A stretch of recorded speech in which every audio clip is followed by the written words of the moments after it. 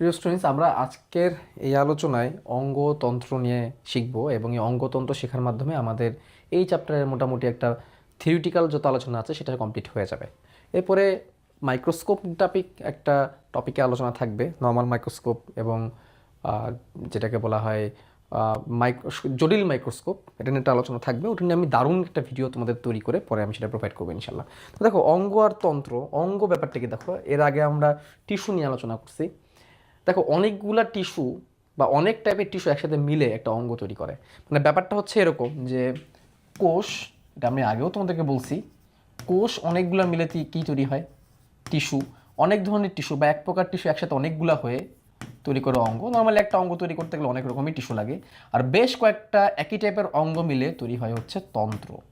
বেশ কয়েকটা একই টাইপের অঙ্গ বলতে বুঝাইছি হচ্ছে একই কাজ করে এরকম অঙ্গ মিলে তৈরি হয় হচ্ছে তন্ত্র বা সিস্টেম। তন্ত্রকে ইংলিশে বলা হয় সিস্টেম। এবং বেশ কয়েকটা সিস্টেম দিয়ে আমাদের একটা মানুষের দেহ তৈরি। অর্থাৎ আমাদের একটা দেহের মধ্যে বেশ কয়েকটা কী আছে? সিস্টেম বা তন্ত্র আছে। যেমন তন্ত্রের মধ্যে কী আছে? পরিপাকতন্ত্র, যেটা আমাদের খাবার পরিপাক করে। আমরা যে খাবার খাই সেই খাবারটাকে তো পরিপাক করতে হবে। আমাদের খাবারের মূল উদ্দেশ্য কী? খাবারের মূল উদ্দেশ্য তো পেট ভরা না। খাবারের মূল উদ্দেশ্য হচ্ছে সেই খাবার থেকে পুষ্টিটা নেওয়া, পুষ্টিটা নিয়ে আমাদের দেহের শক্তি অর্জন করা, কাজ করার ক্ষমতা লাভ করা, ক্ষয় পূরণ করা, দেহে গঠন করা। এগুলো হচ্ছে খাবারের মেন উদ্দেশ্য। সেই খাবারের ওই মেন উদ্দেশ্যটা পূরণ করার জন্য হলে আমাদের পরিপাকতন্ত্র লাগে, যেখানে খাবার পরিপাক হয়। তারপর হচ্ছে শ্বসনতন্ত্র, এই যে আমরা দম নিচ্ছি, দম ছাড়ছি, কিন্তু বেশ কয়েকটা অঙ্গ এখানে জড়িত, রাইট? এর আমাদের ফুসফুস আছে, আমাদের শ্বাসনালী আছে, আমাদের এই যে স্বরযন্ত্র আছে যেখান থেকে আমাদের স্বর বা ভয়েস উৎপন্ন হয়, আমাদের নাক আছে, গলবিল এখানে কানেক্টেড আছে, রাইট? তারপর ধরো আমরা বলতে পারি রেচনতন্ত্র, যেটা দিয়ে আমাদের দেহের রক্তের ময়লা অপসারিত হয়। রক্তের ময়লা বলতে বর্জ্য পদার্থ, রাইট? যেটাকে আমরা বলি হচ্ছে নাইট্রোজেন ঘটিত বর্জ্য পদার্থ। ধরো একটা মেশিন যখন চলে, সেই মেশিন থেকে কি অনেক ওয়েস্ট প্রোডাক্ট তৈরি হয় না? একটা গাড়ি যখন চলে তখন সেই গাড়ি থেকে কী তৈরি হয়? কালো ধোঁয়া তৈরি হয়, ময়লা তৈরি হয়। তো সেটাকে তো বের করতে হয়, রাইট? এই জন্য গাড়ির পিছনে কি থাকে? এক্সস্ট একটা পাইপ থাকে যেখান থেকে কালো ধোঁয়া বের হয়। তেমনি আমাদের শরীরেও তো অনেক কর্মকাণ্ড যেহেতু হচ্ছে, সুতরাং এখানে ময়লা তৈরি হচ্ছে অনেক বেশি। সেই ময়লাটাকে তো দেহ থেকে বের করতে হবে, সেটাকে বলা হয় রেচন। এই ময়লা, নাইট্রোজেন ঘটিত ময়লাকে বের করাকে বলা হয় রেচন। অর্থাৎ যেই ময়লাগুলোর মধ্যে নাইট্রোজেন থাকে, যেমন ইউরিয়া, এটা একটা ময়লা, আমাদের দেহে তৈরি হয়। ইউরিয়ার মধ্যে নাইট্রোজেন আছে, এটা দেহ থেকে বের করার প্রক্রিয়াটা হচ্ছে রেচন। তো রেচন যেটা করে সেটা রেচনতন্ত্র। রেচনতন্ত্রের মধ্যে কী আছে? কিডনি আছে, মূত্রথলি আছে, মূত্রনালী আছে, রাইট? এই হচ্ছে অবস্থা। তাহলে এখন দেখো, এক বা একাধিক রকমের টিস্যু নিয়ে তৈরি হয় একটি অঙ্গ, যারা একটা নির্দিষ্ট কাজ করে। তাহলে কি বলছে? এক বা একাধিক টিস্যু নিয়ে তৈরি একটি নির্দিষ্ট কাজে নিয়োজিত প্রাণীদেহের অংশ বিশেষকে বলা হয় অঙ্গ বা অর্গান। অঙ্গকে ইংলিশে কি বলা হয়? অর্গান, ঠিক আছে? অর্থাৎ একটা অঙ্গ একটা নির্দিষ্ট কাজই করবে। যেমন ধরো একটা হার্ট, একটা হার্ট তো অবভিয়াসলি কী করবে? একটা নির্দিষ্ট কাজ, হার্টের যা কাজ সেটাই তো করবে। এবং হার্ট পুরোপুরি কি কার্ডিয়াক মাসেল দিয়ে তৈরি, কার্ডিয়াক টিস্যু দিয়ে তৈরি। শুধু কার্ডিয়াক টিস্যু দিয়ে কিন্তু কী তৈরি হচ্ছে? আমাদের হার্ট তৈরি হচ্ছে, রাইট? তেমনি কিডনি, কিডনির কাজ কি? রক্তের ময়লাকে পরিষ্কার করা, অর্থাৎ রক্তকে ছেঁকে পরিষ্কার করা। এটা কিডনি অঙ্গের কাজ। প্রত্যেকটা অঙ্গের নিজস্ব কী আছে? কাজ আছে।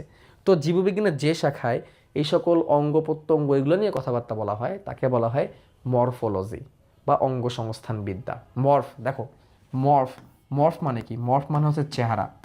মর্ফ মানে কি? মর্ফ মানে হচ্ছে চেহারা। আর লজি মানে হচ্ছে জ্ঞান। তাহলে চেহারার জ্ঞান আসলে চেহারার জ্ঞান না, বিভিন্ন অঙ্গ প্রত্যঙ্গের জ্ঞান। এটাকে বলে অঙ্গ সংস্থান বিদ্যা, অঙ্গ সংস্থান বিদ্যা বা মরফোলজি। এবং দেহের বাইরের অঙ্গ প্রত্যঙ্গ নিয়ে যখন কথা বলে তো এটাকে বলে এক্সটার্নাল মরফোলজি। এক্সটার্নাল, এক্সটার্নাল মানে কি? বাইরের। মরফোলজি মানে চেহারা, অর্থাৎ দেহের বাইরে থেকে দেখা যায় যে অঙ্গ প্রত্যঙ্গগুলো, এইগুলো নিয়ে যখন কথাবার্তা বলা হয় তখন এটাকে বলা হয় এক্সটার্নাল মরফোলজি। যেমন তুমি চোখ বাইরে থেকে দেখতে পারতেছো, কান বাইরে থেকে দেখতে পারতেছো, রাইট? তোমার নাক বাইরে থেকে দেখতে পারতেছো, হাত পা এগুলো বাইরে থেকে দেখতে পারতেছো। এগুলো হচ্ছে এক্সটার্নাল মরফোলজি। আর ইন্টারনাল মরফোলজি কোনটা? যেটা আমি বাইরে থেকে নর্মালি দেখতে পারতেছি না, আমার দেহের ভিতরে যে অঙ্গ প্রত্যঙ্গ আছে এগুলোকে আমরা বলবো ইন্টারনাল মরফোলজি। ইন্টারনাল মরফোলজিকে আবার মেডিকেল সায়েন্সের ভাষায় বা বায়োলজির ভাষায় অ্যানাটমি নামে ডাকা হয়। কি নামে ডাকা হয়? অ্যানাটমি। শিখতে হবে অ্যানাটমি। এবং তোমরা যদি ফিউচারে মেডিকেলে চান্স পাও ডাক্তারি পড়ার জন্যে, ডাক্তারি পড়ার জন্য প্রথম বর্ষে অর্থাৎ মেডিকেল চান্স পাওয়ার পরেই ফার্স্ট ইয়ারেই প্রথম বছরে তোমাদের যে সাবজেক্টটা পড়ানো হবে সেই 3টা সাবজেক্টের একটা সাবজেক্ট হচ্ছে অ্যানাটমি, যেখানে তোমার শরীরের যত অঙ্গ প্রত্যঙ্গ আছে সবগুলোকে একদম ধরে ধরে প্র্যাকটিক্যালি শেখাবে অ্যানাটমি। তাহলে দেহের বাইরের অঙ্গ সংস্থানকে বলা হয় এক্সটার্নাল মরফোলজি, আর দেহের ভেতরের যে অঙ্গ সংস্থান আছে এগুলো নিয়ে আলোচনা করাকে বলা হয় ইন্টারনাল মরফোলজি অর অ্যানাটমি। ওকে, তাহলে অনেকগুলো অঙ্গ আমাদের দেহ আছে এবং বেশ কয়েকটা অঙ্গ মিলে যখন একটা কাজ করে, একটা অঙ্গের তো একটা নির্দিষ্ট কাজ, রাইট? যেমন আমাদের কার কথা বলবো, যেমন আমাদের ফুসফুস কী করে? বাতাস ঢোকানো বের করে এই কাজটা করে, বায়ুর বিনিময় করে, গ্যাসের বিনিময় করে, অক্সিজেন নিচ্ছি, কার্বন ডাইঅক্সাইড ছাড়ছি, ফুসফুস করে এটা। এই জন্য ফুসফুস একটা অঙ্গ, পুরো ফুসফুসের কাজই হচ্ছে এটা করা। বাট শুধু ফুসফুস কি এই কাজে হেল্প করে? দেখো আমাদের আমাদের একটা শ্বাসনালী আছে, এটা দুটো ফুসফুসের মধ্যে ঢোকে, এই শ্বাসনালীর তো এটা একই কাজ। আমাদের নাক আছে, নাকও তো কী করে? নাক হচ্ছে বাতাসটাকে ভিতরে ঢুকায়, তাহলে নাকও তো তাহলে শ্বসনে হেল্প করতেছে, প্রশ্বাস নিঃশ্বাস দম নেওয়া দম ছাড়া হেল্প করতেছে, তাহলে নাকও তো শ্বসনে হেল্প করতেছে, তাহলে নাকও এটার অন্তর্ভুক্ত। অর্থাৎ একটা অঙ্গ দিয়ে যে তুমি সব কাজ করে ফেলতে পারবা এরকম না, একটা নির্দিষ্ট কাজের জন্য অনেকগুলো অঙ্গ জড়িত। যেমন তুমি যেটা খাবার পরিপাক করার জন্য কতগুলো অঙ্গ জড়িত খেয়াল করো, তোমার মুখ, তোমার জিহ্বা, তোমার দাঁত, তোমার গলা, তোমার অন্ননালী, পাকস্থলী, তারপরে যে নাড়ি ভুঁড়ি যেগুলোকে আমরা বলি ক্ষুদ্রান্ত্র বৃহদান্ত্র, সব কিছু এটার সাথে জড়িত। তো এই জন্যে বলা হয়ে থাকে একটা অঙ্গ দিয়ে তো আসলে তুমি সব কিছু করতে পারবে না, তোমার একটা নির্দিষ্ট কাজকে ভালো করে করার জন্য অনেকগুলো অঙ্গ লাগবে, এবং অনেকগুলো অঙ্গ মিলে একটা কাজ করবে যখন, তখন সেই অনেকগুলো অঙ্গকে একসাথে মিলে তৈরি করা হবে একটা তন্ত্র। তো এখানে এটাই বলছে যে কতগুলো অঙ্গের সমন্বয়ে গঠিত হয় তন্ত্র। তন্ত্রকে ইংলিশে বলা হয় সিস্টেম। তন্ত্রকে ইংলিশে বলা হয় সিস্টেম। ওকে, যেমন পরিপাকতন্ত্র, আমরা যে খাবার খাচ্ছি সেই খাবারটাকে প্রসেস করার কাজ করে। রেচনতন্ত্র, আমাদের রক্তের মধ্যে থাকা যে বর্জ্য পদার্থ বা ময়লাগুলো আছে সেগুলোকে দেহ থেকে বের করে। শ্বসনতন্ত্র, এই যে আমরা অক্সিজেন নিচ্ছি, কার্বন ডাইঅক্সাইড ছাড়ছি, এটাকে কন্ট্রোল করে। প্রজননতন্ত্র, শুক্রাণু ডিম্বাণু তৈরি করে, যে শুক্রাণু ডিম্বাণুর মাধ্যমে নতুন করে যাতে একটা নতুন বাচ্চার জন্ম নেয়, নতুন একটা জীবের জন্ম নেয়, রাইট? তো এখানে কয়েকটা তন্ত্রের কথা বলছে, আমাদের আরও কতগুলো তন্ত্র আছে এগুলো আমরা আস্তে আস্তে জানবো। চলো আমরা সামনে আগাই। দেখো প্রথমে আমাদের চলে আসে পরিপাকতন্ত্র। পরিপাকতন্ত্র, হোয়াট ইজ পরিপাক? পরিপাক মানে কি? পরিপাক শব্দের অর্থ কী? আচ্ছা চিন্তা করো, আমরা যে খাবার খাই, আমরা খাবার খাওয়ার মেন উদ্দেশ্য কি? পেট ভরা। একটু আগে যে কথাটা বলতেছিলাম, খাবার খাওয়ার মেন উদ্দেশ্য তো পেট ভরা না রে ভাই। খাবার খাওয়ার মেন উদ্দেশ্য হচ্ছে সেই খাবারের পুষ্টিটা লাভ করা। খেয়াল করো, আমাদের দেহে তো অসংখ্য কোষ আছে, রাইট? আমি বলছিলাম যে একটা প্রাপ্তবয়স্ক মানুষের দেহে 100 ট্রিলিয়ন কোষ আছে। 100 ট্রিলিয়ন কোষ বাঁচার জন্য কোষের কি দরকার? অক্সিজেন দরকার এবং খাবার দরকার। কোষের অক্সিজেন দরকার এবং খাবার দরকার, এগুলো না হলে কোষ বাঁচতে পারবে না। তাহলে এই খাবারটা কোষের মধ্যে কেমনি ঢুকবে? ধরো তুমি একটা বার্গার খাইলে, একটা বার্গার কত বড়, রাইট? অনেক বড় না বার্গার? একটা বার্গার কি তোমার একটা কোষের মধ্যে ঢুকবে? এটা সম্ভব? এটা কল্পনাও করা সম্ভব না। কোষ কত ছোট, বার্গার কীভাবে কোষের ভিতরে ঢুকবে? তাহলে কোষে খাবার কেমনে পৌঁছায়, এটা হচ্ছে প্রশ্ন। দেখো তুমি যে খাবারটা খাচ্ছ, বার্গার বা ধরো ভাত, ডাল, গম, ভুট্টা, ডিম, অ্যাকচুয়ালি যেই খাবারই খাও না কেন, 3টা মৌলিক উপাদান খাবারে আছে। 3টা মৌলিক উপাদান, এটা মনে রাখার টেকনিক হচ্ছে কপাল। হ্যাঁ, কপাল বা কাপল, যেটা দিয়ে তুমি মনে রাখো।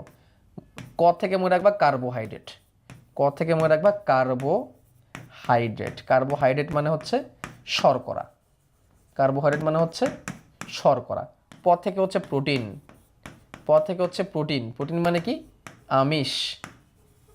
আর ল থেকে হচ্ছে লিপিড। লিপিডের মধ্যে অনেক কিছুই আছে, এর মধ্যে স্নেহ জাতীয় যে পদার্থগুলো, তেল, চর্বি, এগুলো আছে লিপিড। তেল, চর্বি, এগুলোকে লিপিড বলে। এই 3টা খাবার অ্যাকচুয়ালি আমরা পাই। যেমন তুমি ভাত খাচ্ছ, ভাতের মধ্যে তুমি অনেক বেশি কার্বোহাইড্রেট বা শর্করা পাবা।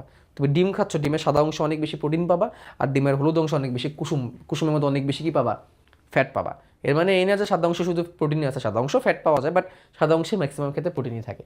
তাহলে এই যে এই জিনিসগুলো, মাংস খাচ্ছ, মাংসের মধ্যে তুমি কী পাবা? প্রোটিন পাবা, অনেক বেশি ফ্যাট পাবা। তো এইগুলোর মধ্যে উঠানামা করবে শর্করা, আমিষ আর ফ্যাট, শর্করা, আমিষ আর স্নেহ বা কার্বোহাইড্রেট, প্রোটিন এবং লিপিড। এই যে তুমি খাচ্ছ, এগুলো খাবারের মধ্যে আছে। ধরো তুমি যে বার্গারটা খেয়েছো, বার্গারের মধ্যে বার্গারের যে পাউরুটিটা, বার্গারের পাউরুটির মধ্যে কী আছে? পাউরুটির মধ্যে আছে হচ্ছে শর্করা, রাইট? তারপর বার্গারের মধ্যে যে মাংসটা আছে, মাংসের মধ্যে কী আছে? প্রোটিন আর ফ্যাট আছে। এটা যখন তুমি খাচ্ছ, তোমার মুখের ভিতর দিয়ে ঢুকতেছে, ঢুকে এই যে পাকস্থলিতে আসতেছে, পাকস্থলী থেকে তারপরে যে এই যে এইটা হচ্ছে ক্ষুদ্রান্ত, তারপরে যে এইটা হচ্ছে বৃহদান্ত্রে যাচ্ছে, যাওয়ার পরে খাবারটা পরিপাক হচ্ছে, কারণ এটার ভিতরে বিভিন্ন রকমের এনজাইম আছে। কি আছে? এনজাইম। নতুন একটা শব্দ বললাম, এনজাইম। কি বললাম? এনজাইম। এনজাইম কি? এনজাইম হচ্ছে কিছু কেমিক্যাল যেটা আমাদের এই পাকস্থলী, ক্ষুদ্রান্ত, মুখ, এগুলোর ভিতর থেকে বের হয়। তো আমাদের লালা আছে না, মুখের লালা, লালার মধ্যেও কিছু কেমিক্যাল আছে, এটা খাবারকে ভাঙে।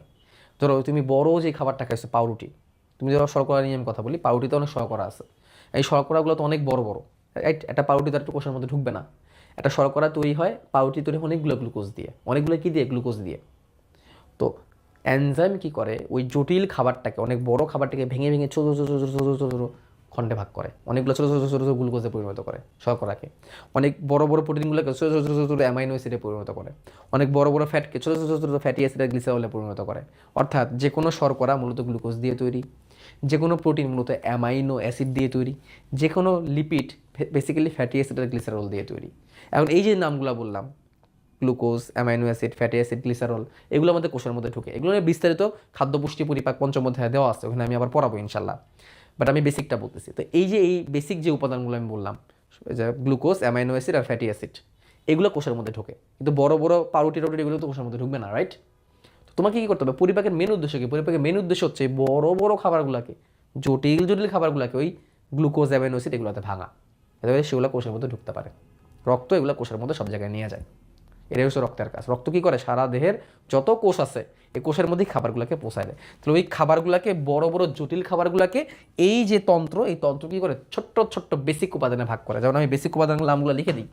যেমন শর্করার বেসিক উপাদান হচ্ছে গ্লুকোজ, অর্থাৎ তুমি যেই শর্করাই খাও না কেন এন্ড অফ দ্য ডে সেটা কিসে পরিণত হবে? গ্লুকোজে। প্রোটিনের বেসিক উপাদান হচ্ছে অ্যামাইনো অ্যাসিড, প্রোটিনের বেসিক উপাদান কি? Amino acid, amino acid. আর লিপিডের বেসিক উপাদান কি? লিপিডের বেসিক উপাদান হচ্ছে ফ্যাটি অ্যাসিড, ফ্যাটি অ্যাসিড আর হচ্ছে গ্লিসারল। ফ্যাটি অ্যাসিড আর গ্লিসারল হচ্ছে লিপিডের বেসিক উপাদান। এই তিনটে বেসিক উপাদানে ভাগ হয়ে যায় এবং এই বেসিক উপাদানগুলো আমাদের কোষের সব জায়গায় ছড়ায় যায়। কেমনে? রক্তের মাধ্যমে। অর্থাৎ তুমি যাই খাবার খাও না কেন এইসব জায়গায় এগুলোকে সরল উপাদানে পরিণত করা হয়। সরল উপাদান বলতে ওই যে ওই তিনটা উপাদানে পরিণত করা হয়। তারপর এগুলো রক্তের মাধ্যমে সারা দেহের যত কোষ আছে সবগুলোর মধ্যে চলে যায় এবং কোষের ভিতরে ঢুকে যায়, কারণ এগুলো সহজে কোষের মধ্যে ঢুকতে পারে। গ্লুকোজ তো অনেক ছোটো ছোটো, তাই না? অ্যামাইনো অ্যাসিড অনেক ছোটো ছোটো, ফ্যাটি অ্যাসিড অনেক ছোটো ছোটো জিনিস, এগুলো সহজে কোষের মধ্যে ঢুকতে পারে, কিন্তু একটা বার্গার কোষের মধ্যে ঢুকতে পারবে না, একটা পাউরুটি কোষের মধ্যে ঢুকতে পারবে না। একটা পাউরুটির মধ্যে যত গ্লুকোজ আছে সেটাকে ভাঙাই হচ্ছে পরিপাকের মেন উদ্দেশ্য, সেটা হচ্ছে পরিপাক। কিন্তু এগুলা শুধুই পরিপাক নালী থাকলে চলবে না, এই কাজগুলো করতে কিছু এনজাইম লাগবে, যে এনজাইমগুলো যেখান থেকে বের হয় ওইটা হচ্ছে গ্রন্থি। তাহলে দেখো পরিপাক তন্ত্রকে তাহলে আমরা দুটো অংশে ভাগ করতে পারি, পরিপাক তন্ত্রকে দুটো অংশে ভাগ করতে পারি। কি কি? পরিপাক নালী, পরিপাক নালী এর উপরে পরিপাক হবে, আর এটা হচ্ছে পরিপাক গ্রন্থি, আর এটা হচ্ছে কি? পরিপাক গ্রন্থি। পরিপাক নালী কি? যে মুখ ছিদ্র থেকে শুরু করে পায়ু পর্যন্ত যে লম্বা নালী, এটা হচ্ছে পরিপাক নালী। মুখের ছিদ্র থেকে শুরু করে পায়ু পর্যন্ত যে লম্বা নালী, এটা হচ্ছে পরিপাক নালী। এই পরিপাক নালী দৈর্ঘ্য কত জানো? 8 থেকে 10 মিটার, মানুষের সাইজ থেকে বড়। 8 থেকে 10 মিটার হয় পরিপাক নালীর দৈর্ঘ্য, এত বড়। আমাদের মানুষের একটা মানুষ কত মিটার হয়? 1.5 মিটার লম্বা হয়। মানুষের থেকে বড় তার ভিতরে যে নাড়ি ভুঁড়ি, অনেক বেশি পেঁচায় থাকে। এই কারণে অনেক বেশি পেঁচায় থাকার লাভটা কি বলতো? খাবারটা অনেক সময় ধরে থাকতে পারে, অনেক সময় ধরে যখন খাবারটা থাকে তখন পরিপাক হওয়ার জন্য অনেক সময় পায়, অনেক ছোটো ছোটো ছোটো ছোটো ছোটো পাটে ভাগ হইতে পারে, তো দেখো সেগুলা যাতে করে সেগুলা কোষের মধ্যে ঢুকতে পারে। ঠিক আছে? তাহলে এই হচ্ছে পরিপাক নালী, 8 থেকে 10 মিটার লম্বা হয়। আর পরিপাক গ্রন্থি কোনগুলা? গ্রন্থি হচ্ছে সেইগুলো যেখান থেকে বিভিন্ন রকমের কেমিক্যাল বের হয়, যে কেমিক্যাল খাবারকে, ওই যে বড় বড় খাবারকে ছোটো ছোটো ছোটো ছোটো ছোটো ছোটো কণায় পরিণত করে, বড় বড় গ্লুকোজ, বড় বড় শর্করাকে ছোটো ছোটো গ্লুকোজ বানায় ফেলে, বড় বড় প্রোটিনকে ছোটো ছোটো অ্যামাইনো অ্যাসিড বানায় ফেলে। এই কাজগুলো করতে যে এনজাইমগুলো লাগে, সেই এনজাইম বা যে হরমোনগুলো লাগে ওইগুলো পরিপাক গ্রন্থি থেকে আসে। 5টা পরিপাক গ্রন্থি আছে। প্রথমটা হচ্ছে লালা গ্রন্থি, মুখে লালা থেকে যেগুলো আসে। তারপরটা হচ্ছে যকৃৎ, লিভার বা কলিজা যেটাকে আমরা বলি। তারপর হচ্ছে পাকস্থলী, এই যে পাকস্থলী, পাকস্থলীর ভিতর থেকেও অনেক এনজাইম বের হয়। এই যে দেখো, এই যে এই কোষ, এই কোষ থেকে এনজাইমগুলো আসে, এই যে এই কোষ। তারপর আছে ক্ষুদ্রান্ত, এই যে ক্ষুদ্রান্তের ভিতরে যে কোষগুলা, এই যে কোষ, এই কোষ থেকে এনজাইমগুলো বের হয়। ঠিক আছে? তারপর আছে অগ্নাশয়। অগ্নাশয় হচ্ছে আমাদের এই দেখো পাকস্থলীর ঠিক নিচে, পাকস্থলীর ঠিক নিচে ক্ষুদ্রান্তের সাথে এরকম, এরকম বন্দুকের ট্রিগারের মতো দেখতে, হ্যাঁ, অনেকে বলে মরিচের মতো দেখতে একটা অঙ্গ, এটাও অনেকগুলো এনজাইম আর হরমোন তৈরি করে। তাহলে পরিপাক গ্রন্থি কয়টা? 5টা। অ্যাকচুয়ালি পরিপাক গ্রন্থি কয়টা? 5টা। কি কি? লালা গ্রন্থি, লিভার বা যকৃৎ বা কলিজা, পাকস্থলীর গ্রন্থি, অগ্নাশয়ের গ্রন্থি এবং অন্ত্র এবং কি আন্তরিক গ্রন্থি। এই 5টা গ্রন্থি আছে। কি কি? লালা গ্রন্থি, যকৃৎ, গ্যাস্ট্রিক গ্রন্থি, অগ্নাশয় এবং আন্তরিক গ্রন্থি। পাকস্থলীর যে গ্রন্থি এটাকে গ্যাস্ট্রিক গ্রন্থি বলে, পাকস্থলী গ্রন্থিটাকে মূলত গ্যাস্ট্রিক গ্রন্থি বলে, কারণ পাকস্থলীর অঞ্চলটাকে গ্যাস্ট্রিক অঞ্চল বলা হয় মেডিকেলের ভাষায়। আর ক্ষুদ্রান্তের যে গ্রন্থি এটাকে আন্তরিক গ্রন্থি বলে। এগুলোকে কি বলা হয়? ক্ষুদ্রান্ত আর বৃহদন্ত্রের গ্রন্থিগুলোকে আন্তরিক গ্রন্থি বলা হয়। আন্তরিক কেন আন্ত্র? কারণ ক্ষুদ্রান্ত আর বৃহদন্ত্রকে মূলত অন্ত্র নামে ডাকা হয়, অন্ত্র, ঠিক আছে, অন্ত্র, এই জন্য এগুলোকে আন্তরিক গ্রন্থি বলে। তাহলে 5টা গ্রন্থি আমাদের আছে, ঠিক আছে। আর মুখচ্ছিদ্র থেকে পায়ু পর্যন্ত সিরিয়ালটা কি? প্রথমে আছে মুখচ্ছিদ্র, তারপরে হচ্ছে মুখগহ্বর, তারপরে এই জায়গাটা গলবিল, তারপরে এই লম্বা পাইপটা হচ্ছে অন্ননালী, তারপরে এটা হচ্ছে পাকস্থলী। পাকস্থলীর পরে এই যে চিকন পাইপ বাট অনেক লম্বা, এটা হচ্ছে ক্ষুদ্রান্ত। তারপরে যে মোটা পাইপ বাট ছোট, এগুলো হচ্ছে বৃহদান্ত্র। মনে রাখবা, ক্ষুদ্রান্ত নামে ক্ষুদ্র বাট লম্বা, দৈর্ঘ্যে বড়। বৃহদন্ত্র নামে বড় বা দৈর্ঘ্যে ক্ষুদ্রান্ত থেকে ছোট। তাহলে এরকম নাম কেন করলো? যে ক্ষুদ্রান্তকে কাটলে ক্ষুদ্রান্তের ভিতরে জায়গাটা কম, বৃহদন্ত্রের দেখো জায়গাটা কিন্তু বেশি, এই জন্য নাম ক্ষুদ্র, এটা হচ্ছে বৃহৎ। বাট ক্ষুদ্রান্ত দৈর্ঘ্যে বড়, 6 থেকে 8 মিটার হয়ে যায়, আর বৃহদান্ত মাত্র 1.5 মিটার। তাহলে ক্ষুদ্রান্ত নামে ক্ষুদ্র, দৈর্ঘ্যে বড়, বৃহদান্ত নামে বড় বা দৈর্ঘ্যে ছোট। আর সবশেষ যা থাকবে তা হচ্ছে পায়খানা, পায়ু দিয়ে বের হবে, পায়খানাটা পায়ু দিয়ে বের হবে। আর যা যা উপকারী জিনিস এগুলো আবার এইখান থেকে রক্ত এগুলোকে চুষে নিয়ে নিবে, রক্ত এগুলোকে চুষে নিয়ে নিবে। অর্থাৎ এই যে ক্ষুদ্রান্ত থেকে আর বৃহদন্ত থেকে যা যা পুষ্টিকর উপাদান আছে রক্ত সেগুলোকে চুষে নিয়ে নিবে। অর্থাৎ তুমি খাবার খাওয়ার ফলে যে গ্লুকোজ, অ্যামাইনো অ্যাসিড আর ফ্যাটি অ্যাসিড এগুলোকে রক্ত টেনে নিয়ে নিবে, আর যেটুকু থাকবে ওটার মধ্যে আসলে কোনো পুষ্টিকর কিছু নাই, ওটাই পায়খানা আকারে বের হয়ে আসবে। অর্থাৎ খাবার খাওয়ার পরে মেইন যে উপাদানগুলো যেটা তোমার দরকার, এই যে শর্করা, glucose, amino acid, fatty acid, এগুলো তো পরিপাক হয়ে যাবে, তাই না? এগুলো তো তৈরি হয়ে যাবে, এইগুলা এখান থেকে টেনে রক্ত নিয়ে নিবে, রক্ত চুষে নিয়ে নিবে। ওই যে বলছিলাম যে ম্যাজিক হ্যান্ড, চুষে সব কিছু নিয়ে নেয়, ওইরকম টাইপের কোষ আছে, ওগুলো চুষে নিয়ে নিবে রক্ত, তারপর সারা দেহের মধ্যে ছড়াই দিবে। তাহলে ভিতরে সেটুকু জিনিস থাকবে যেটার মধ্যে আসলে কোনো ভালো কিছু নাই। অর্থাৎ যে জিনিসের কোনো কাজ নাই, যে জিনিসের মধ্যে কোনো পুষ্টি নাই, যে জিনিসের মধ্যে কোনো লাভ নাই, খাবারের ওই জিনিসটাই পায়খানা হয়ে পায়ু হয়ে বের হয়ে আসবে। এই হচ্ছে পরিপাকতন্ত্র, এই হচ্ছে কী তন্ত্র? পরিপাকতন্ত্র। ওকে, তো পরিপাকতন্ত্রের সিরিয়ালটা আমরা যদি এখান থেকে দেখি, দেখো বইয়ের লাইনগুলো, এটা বইয়েরই লাইন। এই তন্ত্র খাদ্য গ্রহণ, খাদ্যের পরিপাক এবং শোষণ এবং অপাচ্য অংশ নিষ্কাশনের সাথে জড়িত। তাহলে 4টা কাজের সাথে জড়িত। প্রথমে খাবার গ্রহণ, তো এই মুখ দিয়ে খাবার খাবা। তারপর খাবারের পরিপাক, ওই যে এনজাইম দিয়ে পরিপাক হবে, কেমিক্যাল দিয়ে। তারপর খাদ্যের শোষণ, ওই যে বললাম খাবার খাওয়ার পরে মেইন উপাদানগুলো রক্ত চুষে নিয়ে নেয়, এটাই হচ্ছে শোষণ। আর 4 নম্বর হচ্ছে অপাচ্য অংশ নিষ্কাশন, অর্থাৎ যে জিনিসগুলো কোনো কাজে লাগবে না, খাবার পরিপাক হওয়ার পরে মেইন জিনিস তো 3টা, তাই না? গ্লুকোজ, অ্যামাইনো অ্যাসিড আর ফ্যাটি অ্যাসিড আর গ্লিসারল, 3-4টা। এই মেইন জিনিসগুলোকে টেনে নিয়ে নেয় রক্ত, এটাই হচ্ছে শোষণ। আর নালীর ভিতর যা থাকে, পায়ুপন্ত যেগুলো আসে, মলাশয় পর্যন্ত যা আসে, ওগুলো কি কোনো কাজের না, অপাচ্য অংশ, কোনো কাজের না, ওইগুলোর মধ্যে কোনো পুষ্টি কিচ্ছু নাই, ওইগুলোর দেহ থেকে বের করে দেওয়া লাগে, ওটা হচ্ছে নিষ্কাশন। ঠিক আছে, এই 4টা কাজের সাথে জড়িত। তাহলে খাবারের গ্রহণ, খাবারের পরিপাক, শোষণ এবং নিষ্কাশন। ঠিক আছে, পরিপাকতন্ত্রের 2টি অংশ, পৌষ্টিক নালী এবং পৌষ্টিক গ্রন্থি, এই 2টা অংশ, পরিপাক নালী আর পরিপাক গ্রন্থি। পরিপাক নালীর মধ্যে কি আছে? মুখছিদ্র, মুখগহ্বর, গলবিল, অন্ননালী, পাকস্থলী, ডিউডেনাম, জেজুনাম এবং ইলিয়াম, এই 3টা হচ্ছে ক্ষুদ্রান্তের অংশ। আর রেকটাম বা মলাশয়, দেখো এখানে লেখা নেই ঠিক মতো, আমি লিখে দিচ্ছি। ক্ষুদ্রান্তের 3টা অংশ আবার কি কি? প্রথম অংশটার নাম হচ্ছে ডিউডেনাম, তারপরের অংশটার নাম হচ্ছে জেজুনাম, আর তারপরের অংশটা ইলিয়াম। এই 3টা অংশ মিলে ক্ষুদ্রান্ত তৈরি, এই 3টা অংশ মিলে ক্ষুদ্রান্ত তৈরি। ক্ষুদ্রান্ত 3টা অংশ দিয়ে তৈরি। আর বৃহদান্ত্র 3টা অংশ দিয়ে তৈরি। কি কি? সিকাম, কোলন আর রেকটাম মানেই মলাশয়, রেকটামকে বাংলায় বলে মলাশয়। তাহলে ক্ষুদ্রান্তের 3টা অংশ, ডিউডেনাম, জেজুনাম, ইলিয়াম। বৃহদান্তের 3টা অংশ, সিকাম, কোলন, রেকটাম, এটা তোমরা পঞ্চম অধ্যায়ে আবার পাবা। ঠিক আছে, আচ্ছা। তারপরে কি বলছে দেখো, পৌষ্টিক নালী গঠিত, মানুষের লালা গ্রন্থি, লিভার, অগ্নাশয়, এগুলো হচ্ছে পৌষ্টিক গ্রন্থি। এইসব গ্রন্থি থেকে রস বের হয়, যেটা খাবারের পরিপাকে হেল্প করে, যে কথা তোমাদের বলছিলাম, খাবার পরিপাক করতে এই রসগুলো হেল্প করে। যেমন তোমাদের একটা উদাহরণ দিই, তো জটিল শর্করা, অনেক জটিল শর্করা, যেমন ধরো কি জটিল শর্করা, যেমন ধরো কি ভাত, এইটাকে একটা এনজাইম আছে যার নাম হচ্ছে অ্যামাইলেস। কি নাম? অ্যামাইলেস। কি করে? সরল শর্করাতে পরিণত করে এবং ধাপে ধাপে এটা গ্লুকোজে পরিণত হয়। সরল হইতে হইতে একটা সময় এটা গ্লুকোজে পরিণত হয়ে যায়। তাহলে এখানে যে জিনিসটা আমি ব্যবহার করছি অ্যামাইলেস, এটাই হচ্ছে এনজাইম। লালা থেকে আসে, ক্ষুদ্রান্ত থেকে আসে, ক্ষুদ্রান্ত থেকে আসে। পঞ্চম অধ্যায়ে আমরা এগুলো ডিটেলসে শিখবো। ঠিক আছে, জিনিসগুলো খুবই ইন্টারেস্টিং। তুমি যদি বুঝে পড়তে পারো, তুমি যদি বুঝে পড়তে পারো খুবই ইন্টারেস্টিং, এবং এগুলো নিয়ে কিন্তু আলাদা চ্যাপ্টারও আছে, হ্যাঁ, এমন না যে এখানে আলোচনা শেষ। তাহলে আমরা অল ওভার বুঝলাম পরিপাকটা কি। আসলে পরিপাকটা হচ্ছে বড় বড় খাবার যেগুলো আমাদের কোষ নিতে পারবে না, সেগুলো ছোটো ছোটো ছোটো ছোটো ছোটো ছোটো জিনিসে ভেঙে ফেলা। কারণ আমাদের যে কোষের ভিতরে তো একটা বড় ভাতের দানা ঢুকতে পারবে না, একটা ভাতের দানা থেকে আমাদের কোষ অনেক ছোট, রাইট?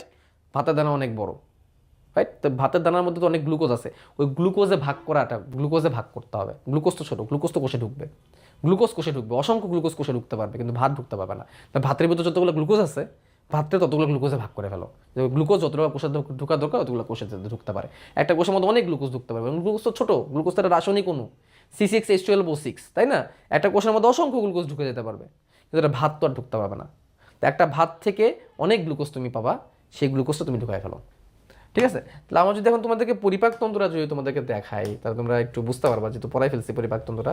দেখো এটা হাড্ডি, আমাদের হাড্ডির মধ্যে আমরা পরিপাকতন্ত্রটাকে অন করি, পরিপাকতন্ত্রটাকে অন করি আর হাড্ডিটাকে সরাই দিই। দেখো এখানে পুরোপুরি পরিপাকতন্ত্রটা আছে, এখানে পুরোপুরি পরিপাকতন্ত্রটা আছে। দেখো এই যে মুখের অংশ, এই যে মুখের অংশ, এই যে মুখ, এই যে দেখো জিহ্বা, এই যে হচ্ছে জিহ্বা, এটা হচ্ছে কি জিহ্বা, ঠিক আছে?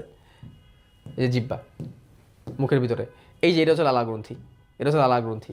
তাহলে লালা গ্রন্থি মানে কি? যেখান থেকে লালা তৈরি হয়। তাহলে আমাদের এই জায়গায় এই জায়গায় দুটো জায়গা থেকে লালা তৈরি হয়, এই দুটাকে বলে লালা গ্রন্থি। আমাদের এই জায়গা থেকে তৈরি হয়, এই জায়গা থেকে তৈরি হয়, লালা গ্রন্থি বলে, ঠিক আছে? এবার হাড্ডি সরাই দিই আবার। তারপর দেখো এই যে এই জায়গাটা হচ্ছে গলবিল, তারপর এই যে অন্ননালী, এই যে নামছে দেখো অন্ননালী, অন্ননালী নামছে। অন্ননালী নেমে দেখো সামনেই লিভার, এই যে বড় যেটা দেখতেছো এটাই লিভার। লিভারটা সরাই দিই আমরা, লিভারটার জন্য অনেক কিছু দেখতে পারতেছি না আমরা, লিভারটা আমরা সরাই দিই। লিভার সরাই দিলাম, পাকস্থলীর বাইরে কিছু আবরণ আছে, এগুলো আমরা সরাই দিই। এই দেখো পাকস্থলী। তাহলে দেখো এটা ছিল অন্ননালী, অন্ননালীর পরে কি পাকস্থলী। আর পাকস্থলীর ডান দিকে কি ছিল? লিভার। পাকস্থলীর ডান দিকে কি ছিল? লিভার। এই যে পাকস্থলীর ডান দিকে দেখো লিভার, এই যে লিভারটা পাকস্থলীকে কেমন ঢেকে রাখছে দেখছো? পিছন দিক থেকে দেখো, এটা পিছন দিক থেকে, এটা সামনের দিক থেকে। তাহলে পাকস্থলীর তার ডান দিকেই লিভার, পাকস্থলী তার ডান দিকেই লিভার, ঠিক আছে? লিভারটাকে চলো আমরা আবার সরাই দিই, আপাতত দরকার নেই আমাদের। লিভারের নিচে এটা হচ্ছে পিত্তথলি, যাক ওটা দরকার নেই আপাতত। এই যে পাকস্থলী, এই পুরোটা হচ্ছে পাকস্থলী, এই যে পুরোটা হচ্ছে পাকস্থলী। পাকস্থলীর পরে দেখো এই যে যেটা, এটাই হচ্ছে ডিউডেনাম, ক্ষুদ্রান্ত। তাহলে পাকস্থলীর পরের অংশটাই হচ্ছে ক্ষুদ্রান্ত, পাকস্থলীর পরের অংশটাই কি? ক্ষুদ্রান্ত। ক্ষুদ্রান্ত কেমনে হয়েছে দেখো, আমরা একটু বৃহদন্তটাকে আপাতত সরাই দিই, আমার বৃহদন্তটা আপাতত সরাই দিই। এই দেখো ক্ষুদ্রান্ত কেমনে তৈরি হয়েছে, ক্ষুদ্রান্ত কেমনে তৈরি হয়েছে দেখো, এই দেখো এই যে পাকস্থলী, এখানে পাকস্থলী শেষ, পাকস্থলী শেষ, পাকস্থলী শেষ, পাকস্থলীর পরে দেখো ক্ষুদ্রান্তের প্রথম অংশ ডিউডেনাম। এই যে দেখো এটা ইউ এর মতো দেখতে, দেখছো একটু বাঁকানো ইউ এর মতো দেখতে, এটা হচ্ছে ডিউডেনাম, যেটুকু সবুজ হয়ে আছে এটুকু হচ্ছে ডিউডেনাম, ডিউডেনাম। এবং ডিউডেনামের কোল থেকে দেখো এইটা হচ্ছে অগ্নাশয়। ডিউডেনামের কোলে দেখছো, এই দেখো পিছন দিক থেকে দেখো দেখতে কেমন, এটা হচ্ছে অগ্নাশয়, এটা হচ্ছে ডিউডেনাম, এটা পেছন দিক থেকে, হ্যাঁ। এই যে ডিউডেনামের কোল থেকে দেখো অগ্নাশয় তৈরি হয়েছে, অগ্নাশয়, ঠিক আছে? অগ্নাশয়, অগ্নাশয় কিন্তু এটা গ্রন্থি। তারপর দেখো এই যে অংশটুকু, এটুকু অংশের নাম জেজুনাম, এটুকু অংশের নাম কি? জেজুনাম। এইটুকু অংশের নাম কি? জেজুনাম। আর এইটুকু অংশের নাম হচ্ছে ইলিয়াম। তাহলে duodenum, jejunum, Ilium, duodenum, jejunum, Ilium, এই তিনটাকে বলা হয় হচ্ছে ক্ষুদ্রান্ত। এই তিনটা মিলে কি? ক্ষুদ্রান্ত। এই তিনটা মিলে কি? ক্ষুদ্রান্ত। এই তিনটা মিলে কি? ক্ষুদ্রান্ত। এবার বৃহদন্ত অ্যাড করলাম আমরা। তাহলে দেখো এটা হচ্ছে ডিউডেনাম, এটুকু হচ্ছে জেজুনাম, এটা হচ্ছে জেজুনাম, আর এইটুকু হচ্ছে কি? ইলিয়াম। ইলিয়ামের পরে আসবে বৃহদন্ত্র। দেখো বৃহদন্ত কত বড় না, দেখো তো বৃহদন্ত বড় না, বৃহদন্ত মোটা, দেখছো বৃহদন্ত কত মোটা। ক্ষুদ্রান্ত কিন্তু চিকন, ক্ষুদ্রান্ত চিকন, এই জন্য নাম ক্ষুদ্রান্ত। ক্ষুদ্রান্ত সাইজে কিন্তু বড় বৃহদন্ত থেকে। দেখো ক্ষুদ্রান্ত কত পেঁচানো, দেখছো কত বড় ক্ষুদ্রান্ত। বৃহদন্ত কিন্তু এত বেশি পেঁচানো না।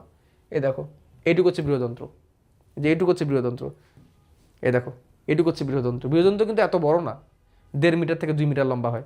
ক্ষুদ্রান্ত 6 থেকে 7 মিটার লম্বা হয়। ক্ষুদ্রান্ত বড় বেশি, ক্ষুদ্রান্ত নামে বড়, ক্ষুদ্রান্ত নামে ক্ষুদ্র বা সাইজে বড়। কেন ক্ষুদ্রান্ত? দেখো ক্ষুদ্রান্তকে কাটলেই পাইপটা কিন্তু চিকন অনেক, বৃহদন্তকে কাটলে বৃহদন্তের পাইপটা বড়, এই জন্য নাম এইভাবে হয়েছে। তো বৃহদন্তের প্রথম অংশের নাম হচ্ছে সিকাম, এই অংশটার নাম হচ্ছে সিকাম, অল্প, ঠিক আছে? এই যে অনেকের অ্যাপেন্ডিসাইটিস হয় না, অ্যাপেন্ডিসাইটিস, দেখো এই যে দেখো ছোট্ট একটা লেজের মতো দেখতেছো সিকাম, এটা সিকাম, সিকামের গোড়ায় যে লেজের মতো একটা, এটাই হচ্ছে অ্যাপেন্ডিক্স। এই দেখো এই যে এখানে তো ক্ষুদ্রান্ত শেষ, এখান থেকে বৃহদন্ত শুরু। বৃহদন্তে দেখো পেছন দিকে গেলেই এই যে বৃহদন্তের গোড়ায়, এই যে এটা তো বৃহদন্ত, হ্যাঁ, বৃহদন্তের গোড়ায় একটা লেজের মতো ছোট্ট অংশ দেখছো, এইটাই হচ্ছে অ্যাপেন্ডিক্স, কত ছোট। এটাই যখন ইনফেকশন হয় তখন অ্যাপেন্ডিসাইটিস হয়, তখন ব্যথা হয়। যাই হোক এটা হচ্ছে সিকাম, সিকামের সাথে অ্যাপেন্ডিক্স লাগানো। সিকামের পরে দেখো এই পুরো অংশটা হচ্ছে কোলন, এই দেখো এই পুরো অংশটা হচ্ছে কোলন। খেয়াল করছো কোলন কত বড়? এই যে কোলন একটা উপরে উঠছে, একটা আড়াই গেছে, একটা নিচে নামছে, এটা হচ্ছে কোলন। কোলনের পরে একদম লাস্ট যেটুকু আছে এটুকু হচ্ছে মলাশয়, এটা হচ্ছে রেকটাম বা মলাশয়। এই যে এটা হচ্ছে রেকটাম বা মলাশয়, এই যে লাস্ট যেটা অংশ এটা হচ্ছে রেকটাম বা মলাশয়। এখানে মল জমা থাকে, দেন এই পায়ু হয়ে মল বের হয়ে আসে, পায়ু ছিদ্র হয়ে মল বের হয়ে আসে। এই হচ্ছে পুরো সিরিয়াল। এর মধ্যে আমাদের পাকস্থলী থেকে বিভিন্ন রকমের এনজাইম বের হয়, যেন পাকস্থলী একটা গ্রন্থি, অগ্নাশয় থেকে এনজাইম বের হয়, যেন অগ্নাশয় একটা গ্রন্থি, ক্ষুদ্রান্ত থেকে এনজাইম বের হয়, যেন ক্ষুদ্রান্ত একটা গ্রন্থি। আরেকটা গ্রন্থি তো আমরা এখানে দেখছি, যার নাম কি ছিল, লিভার। আরেকটা গ্রন্থি আমরা উপরে পাইছি, যেটা হচ্ছে লালা গ্রন্থি। তাহলে পাঁচটা গ্রন্থি। মুখে আছে লালা গ্রন্থি, এখানে আছে লিভার, পাকস্থলী থেকে যেহেতু এনজাইম আসে এলে পাকস্থলী একটা গ্রন্থি, ক্ষুদ্রান্ত থেকে বৃহদান্ত থেকে যেহেতু কিছু কিছু ক্ষরণ হয় বা কিছু কিছু রস বের হয় তাহলে ওটা একটা গ্রন্থি, আর অগ্নাশয় থেকে যেহেতু রস ক্ষরণ হয় ওটা একটা গ্রন্থি। অর্থাৎ গ্রন্থি কারা, যাদের থেকে রস ক্ষরণ হবে তারাই গ্রন্থি, যাদের থেকে রস ক্ষরণ হবে তারাই কি গ্রন্থি। ঠিক আছে, তাহলে আমরা পরিপাকতন্ত্রটা পুরোপুরি শিখে ফেললাম। ওকে, এবার আমরা চলো পরের তন্ত্রে চলে যাই, এটা শ্বসনতন্ত্র। শ্বসনতন্ত্র, শ্বসনতন্ত্র কি, যে তন্ত্র বাতাস গ্রহণ বাতাস ত্যাগ অর্থাৎ প্রশ্বাস নিঃশ্বাসের সাথে কানেক্টেড, যেই তন্ত্র প্রশ্বাস নিঃশ্বাস করাবে সেই তন্ত্রই হচ্ছে শ্বসনতন্ত্র। এই প্রশ্বাস নিঃশ্বাসের মধ্যে আমরা অক্সিজেন পাই আর কার্বন ডাইঅক্সাইড ত্যাগ করি। প্রশ্বাস নিঃশ্বাসের মাধ্যমে আমরা অক্সিজেন পাই আর কার্বন ডাইঅক্সাইড ত্যাগ করি। এখানে কি কি আছে দেখো, প্রথমে আছে যে জিনিসটা সেটা হচ্ছে নাসা ছিদ্র, যে নাকের যে ছিদ্র, এটা নাসা ছিদ্র, এটাকে বলা নাসা ছিদ্র, নাসা ছিদ্র। এরপর আছে নাসা গহ্বর, নাকের যে গহ্বর, এই যে সামনের অংশটা হচ্ছে নাসা ছিদ্র। এরপরে যে এই যে এটা হচ্ছে, এই জায়গাটার নাম হচ্ছে ভেস্টিবিউল, আর এই জায়গাটার নাম হচ্ছে নাসা গহ্বর। এই যে জায়গাটা হচ্ছে নাসা গহ্বর, নাকের যে শক্ত জায়গা, যে হাড্ডির মতো শক্ত জায়গা হচ্ছে নাসা গহ্বর, হাড্ডির মতো শক্ত জায়গাটা হচ্ছে নাসা গহ্বর। এটা প্রথমে নাকের দুটো ছিদ্র, এটাকে বলে নাসা ছিদ্র। এরপর নরম যে জায়গাটা, এটা হচ্ছে ভেস্টিবিউল, এই জায়গার নাম হচ্ছে ভেস্টিবিউল, এই জায়গার নাম হচ্ছে ভেস্টিবিউল, এই জায়গার নাম হচ্ছে ভেস্টিবিউল, নরম জায়গাটা। তারপর শক্ত যে জায়গাটা, যেখানে হাড্ডি আছে নাকের, এই শক্ত জায়গার নাম হচ্ছে নাসা গহ্বর, শক্ত জায়গাটা হচ্ছে নাসা গহ্বর। তারপরে এটা যেখানে আসে এর নাম হচ্ছে নাসা গলবিল, এই যে নাক আর গলা যেখানে কানেক্ট হয়েছে, যে জায়গায় নাক আর গলা কানেক্ট হয়ে গেছে আমাদের মুখে, ওই জায়গাটা নাসা গলবিল, নাক থেকে যে গলায় যায় না ওই নাসা গলবিল, নাসা আর গল, নাসা গলবিল। তারপরে এই যে জায়গাটা, এই জায়গাটার নাম হচ্ছে স্বরযন্ত্র, এই যে এখানে এই যে ছেলেদের যেটা উঁচু থাকে, ছেলেদের এই জায়গাটা উঁচু থাকে, অ্যাডামস অ্যাপেল বলে এই জায়গাটাকে ছেলেদের ক্ষেত্রে। এটা হচ্ছে নাসা, এটা হচ্ছে স্বরযন্ত্র, এখান থেকে ভোকাল কর্ড থাকে, এখান থেকে আমরা কথা বলতে পারি। এই যে এই জায়গাটা হ্যাঁ, এখান থেকে ভোকাল কর্ড থেকে আমরা কথা বলতে পারি। মেয়েদের এই জায়গাটা নর্মাল থাকে, ছেলেদের জায়গাটা উঁচু থাকে একটু। ঠিক আছে, এই জায়গাটার নাম স্বরযন্ত্র। স্বরযন্ত্রের পরে এই যে দেখো বেসিনের পাইপের মতো দেখতে, যে একটু খাসকাটা হচ্ছে ট্রাকিয়া বা শ্বাসনালী, এটাকে বলে ট্রাকিয়া বা শ্বাসনালী, ট্রাকিয়া বা শ্বাসনালী। তারপর হচ্ছে ডান ফুসফুস বাম ফুসফুস, ডান ফুসফুস বাম ফুসফুস, ডান ফুসফুস আর বাম ফুসফুস। ফুসফুসের ভিতরে যেগুলো ঢোকে, ফুসফুসের ভিতরে দুটো জিনিস ঢোকে, দুটো ফুসফুসের মধ্যে দুটো পাইপ ঢোকে, এটা তো শ্বাসনালী একটা বড় পাইপ, দুটো ফুসফুসের মধ্যে দুটো পাইপ ঢুকে যায়, ওগুলোর নাম হচ্ছে ব্রঙ্কাস, ওগুলোর নাম কি ব্রঙ্কাস। তাহলে ট্রাকিয়ার পরে আসে ব্রঙ্কাস, ট্রাকিয়ার পরে কি আসে ব্রঙ্কাস, ব্রঙ্কাস পরে ভাগ হয় ব্রঙ্কিউলে, ব্রঙ্কাস ভাগ হয় কিসে ব্রঙ্কিউলে, ফুসফুসের মধ্যে ছড়ায় যায় ব্রঙ্কিউলে, ফুসফুসের মধ্যে ছোটো ছোটো ব্রাঞ্চ দিয়ে ছড়ায় যায়, ছোটো ছোটো শাখা দিয়ে ছড়ায় যায়, ওগুলোর নাম ব্রঙ্কিউল। আর ব্রঙ্কিউল যায় শেষ হয় অ্যালভিউল আছে, কোথায় যায় শেষ হয় অ্যালভিউল আছে, একদম শেষ হয় অ্যালভিউল আছে। অ্যালভিউলাস কি, ছোটো ছোটো বেলুনের মতো, যেটার মধ্যে গ্যাসের আদান প্রদানটা হয়। আমাদের ফুসফুসের মতো অনেক ছোটো ছোটো ছোটো ছোটো বেলুনের মতো আছে, ওগুলোর নাম হচ্ছে অ্যালভিউলাস। অ্যালভিউলাসে যে গ্যাসের আদান প্রদানটা হয়, এগুলো আমরা ডিটেলস আমরা গ্যাসীয় বিনিময় চ্যাপ্টারে পড়বো। ঠিক আছে, আর পুরো ফুসফুসের বাইরে যে পর্দা এর নাম হচ্ছে প্লুরা, মনে রাখবা ফুসফুসের বাইরে যে পর্দা ওই পর্দাটাকে বলা হয় প্লুরা।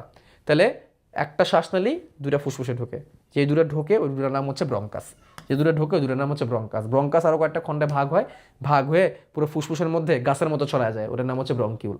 ব্রঙ্কিউল একদম শেষ হয় কোথায় যে শেষ হয় অ্যালভিউলাসে, অ্যালভিউলাসটাই মেন। আরেকটা জিনিস তোমাদের এখানে দেয় নাই চিত্রে, নিচে একটা পর্দা আছে, এই পর্দার নাম হচ্ছে ডায়াফ্রাম বা মধ্যচ্ছদা, নিচে একটা ডায়াফ্রাম নামের পর্দা আছে, এই পর্দাটা গুরুত্বপূর্ণ। নিচে একটা পর্দা আছে যে পর্দার নাম হচ্ছে ডায়াফ্রাম, মধ্যচ্ছদা। এই ডায়াফ্রামটাও প্রশ্বাস নিঃশ্বাস করতে হেল্প করে। আমরা যখন দম নিই তখন ডায়াফ্রামটা এরকম নিচে নেমে যায়, আমরা যখন দম ছাড়ি তখন এরকম উপরে উঠে যায়। দেখো দম নেওয়ার সময়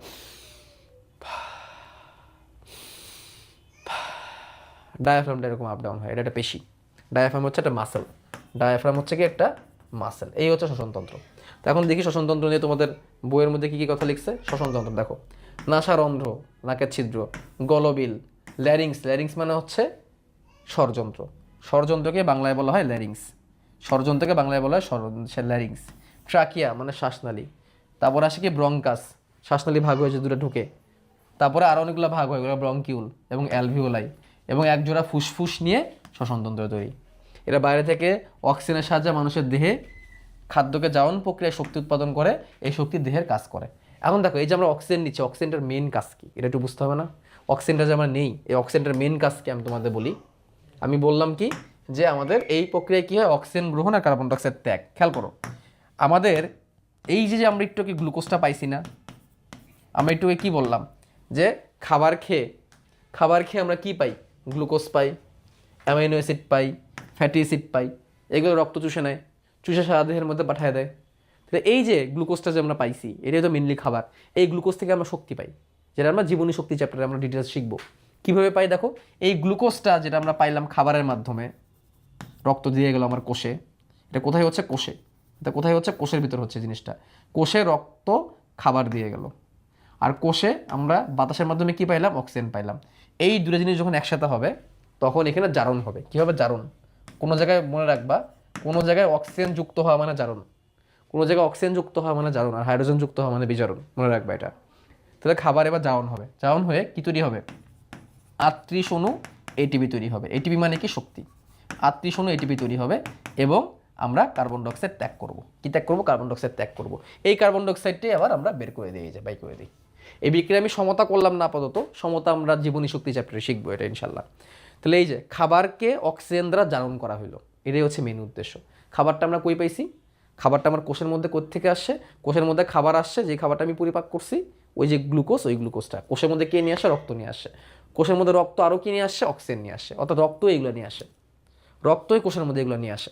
তারপরে এই কোষের মধ্যে আনা রক্তের মাধ্যমে খাবারের সাথে অক্সিজেন বিক্রিয়া করে, বিক্রিয়া করে কি তৈরি করে? শক্তি তৈরি করে। শক্তির নাম কি? এটিপি। এটিপি মানেই শক্তি। মনে রাখবা এটিপি হচ্ছে শক্তি। এটা কেমনে তৈরি হয়? চতুর্থ অধ্যায়ে আমরা দেখবো এটিপি থেকে আমরা শক্তি তৈরি হয়, এবং সাথে কার্বন ডাইঅক্সাইড ত্যাগ করবো। এই কার্বন ডাইঅক্সাইড আমরা ছাড়ি, এই যে অক্সিজেন আমরা নিলাম আর কার্বন ডাইঅক্সাইড ছাড়লাম, এই সেই অক্সিজেন যেটা আমরা নেই, আর ওই অক্সিজেনকে খাবার জারিত করে তারপরে কি তৈরি হয়? শক্তি তৈরি হয়। এটা তো সামারি আমি বললাম আর কি। হ্যাঁ, তাহলে এখন যদি আমরা এটা দেখতে চাই শ্বসনতন্ত্রটাকে, তাহলে পরিপাক তন্ত্র চলো আমরা সরাই দিই, হাড্ডিটাকে আবার নিয়ে আসি বোঝার জন্য যে কোথায় আছে। এবার আমরা রেসপিরেটরি সিস্টেমটাকে অন করে দিই। রেসপিরেটরি সিস্টেম অন করে দিলাম। দেখো রেসপিরেটরি সিস্টেম আমরা অন করে দিলাম। এই দেখো বুকের মধ্যে কতটুকু জায়গায় ফুসফুস আছে। হ্যাঁ, বুকের মধ্যে কতটুকু জায়গায় ফুসফুস আছে। তো আমরা হাড্ডিটাকে সরাই দিয়ে ভালো করে বোঝার জন্য হাড্ডিটাকে সরাই দিলাম। এই হচ্ছে শ্বসনতন্ত্র। ঠিক আছে, এই দেখো এই ফুসফুসের উপরে একটা পাতলা পর্দা দেখতেছো তোমরা? একটা পাতলা পর্দা দেখছো? পাতলা পর্দা। এই পাতলা পর্দাটার নাম হচ্ছে প্লুরা। এই পাতলা পর্দার নাম হচ্ছে প্লুরা। তাহলে আমাদের ফুসফুসের বাইরে যে পর্দা থাকে এই পর্দার নামই হচ্ছে প্লিউরা। আমাদের ফুসফুসের বাইরে যে পর্দা থাকে এই পর্দার নামই হচ্ছে প্লিউরা বা প্লুরা। এই যে দুটা ফুসফুস দেখছো, পিঙ্ক কালার, কত সুন্দর। জানো আমাদের জন্মের সময় সবার ফুসফুসে এরকম পিঙ্ক ছিল, বাট আমরা যারা ঢাকা শহরে বা কোনো ব্যস্ত শহরে বসবাস করি, আমাদের প্রত্যেকেরই ফুসফুস কালো হয়ে গেছে। কেন কালো হয়ে গেছে? এই যে কালো ধোঁয়া, দূষণ, এগুলোর কারণে। খালি সিগারেট খাইলে যে ফুসফুস কালো হয়ে যায় ব্যাপারটা এরকম না। এই যে দূষণের মধ্যে আমরা থাকি, এই দূষণের মধ্যে অটোমেটিক আমাদের বয়সে যে আমাদের যাদের বয়স 20 বছর, 25 বছর বা 30 বছর হয়ে গেছে, আমাদের প্রত্যেকেরই ফুসফুসের এই অবস্থা। তো যাই হোক, দেখো এই যে নাক, এই যে সামনের নাসা ছিদ্র, এই নাকের ছিদ্র, এই দেখো দেখতেছো নাকের ছিদ্র, এই যে নাকের ছিদ্র। এই নাকের ছিদ্র পরে যে নরম জায়গাটা, যেটাকে আমরা ভেস্টিবিউল বলছি। তারপরে এই জায়গাটা শক্ত, এটা নাসা গহ্বর। তা নাসা গহ্বরের পরে এই জায়গাটা নাসা গলবিল, যেখানে নাক আর গলা একসাথে মিলিত হয়েছে। তারপরে এই যে ষড়যন্ত্র দেখছো, এই যে ষড়যন্ত্র, এই যে ষড়যন্ত্র, এটাকে ল্যারিংস বলে। এই যে দেখো এই যে এই তরুণাস্থিটা থাকার কারণে, এটা তরুণাস্থি কিন্তু এই যে এটা থাকার কারণেই এই জায়গাটা উঁচু মনে হয়, এটার নামে ল্যারিংস বা ষড়যন্ত্র। তারপর দেখো এই যে বেসিনের পাইপের মতো, বলছিলাম না বেসিনের পাইপের মতো, ঠিক আছে, এই হচ্ছে শ্বাসনালী, ট্রাকিয়া। শ্বাসনালী বা ট্রাকিয়া। দেখো ট্রাকিয়া দুটা ভাগে ভাগ হয়েছে। আমি ফুসফুস দুটাকে আপাতত সরাই দিই, তাহলে ভালো করে বুঝতে পারবা। এই দেখো এটা হচ্ছে শ্বাসনালী বা ট্রাকিয়া, এটা হচ্ছে শ্বাসনালী বা ট্রাকিয়া, এটা হচ্ছে ষড়যন্ত্র, এটুকু হচ্ছে ষড়যন্ত্র, এটুকু হচ্ছে ষড়যন্ত্র, এটুকু হচ্ছে কি ষড়যন্ত্র। তারপরে এইটুকু হচ্ছে শ্বাসনালী বা ট্রাকিয়া। ট্রাকিয়া এখানে এসে শেষ। এখান থেকে দুটো ব্রাঞ্চ তৈরি হয়েছে। এই দুটো ব্রাঞ্চের নাম হচ্ছে ব্রঙ্কাস। এই দুটোর নাম কি? এই দুটো ব্রাঞ্চের নাম হচ্ছে ব্রঙ্কাস। এই দুটো ব্রাঞ্চের নাম কি? ব্রঙ্কাস। এই যে ব্রঙ্কাস, ব্রঙ্কাস দেখো ভিতরে আরও অনেকগুলো ভাগে ভাগ হয়ে গেছে, ভিতরে আরও অনেকগুলো ভাগে ভাগ হয়েছে। ভাগ হওয়ার পরে দেন ফাইনালি তৈরি হয়, এগুলো ভাগ হয়ে যায় ব্রঙ্কিউলে। আর এই হচ্ছে ফুসফুস, এই হচ্ছে দুটো ফুসফুস। খেয়াল করছো? এটা কিন্তু আমার বাম হাত, এটা আমার ডান হাত। দেখো এই হাত দিয়ে আমি লিখতেছি ডান হাত। খেয়াল করছো? এইটা হচ্ছে বাম ফুসফুস, এটা হচ্ছে ডান ফুসফুস। মনে রাখবা তোমার দিকে যখন কেউ দাঁড়াবে তার উল্টা দিকে থাকবে সব কিছু তোমার। অর্থাৎ এটা তুমি রোগীকে যখন চেক আপ করবা তখন কি রোগীকে এভাবে সম্মুখে শোয়াবা না, তারপর তো তাকে চেক আপ করবা। তো রোগী যখন এভাবে থাকবে তখন তোমার ডান হাত বরাবর তার বাম দিক থাকবে, এটা মনে রাখবা। ঠিক আছে, তাহলে এটা বাম দিক আর এটা ডান দিক। এটা হচ্ছে বাম ফুসফুস, এটা হচ্ছে ডান ফুসফুস। দেখছো বাম ফুসফুসটা একটু ছোট না, খেয়াল করছো? বাম ফুসফুসটা ওটা ওই পাশেটা বাম, হ্যাঁ বাম ফুসফুসটা ছোট। কেন ছোট জানো? হার্টকে জায়গা দেওয়ার জন্য, যে হার্টকে জায়গা দেওয়ার জন্য। দেখছো হার্ট বাম দিকে একটু বেশি থাকে না, হার্টকে জায়গা দেওয়ার জন্য বাম ফুসফুসটা একটু কি ছোট হয়ে গেছে। ঠিক আছে, হার্টকে জায়গা দেওয়ার জন্য, খেয়াল করছো? এই বাম ফুসফুসটা তুলনামূলক কি ছোট। এখন তোমাদের অ্যালভিউলাসটা একটু দেখাই, অ্যালভিউলাসটা একটু দেখাই দিই অ্যালভিউলাসটা কেমন।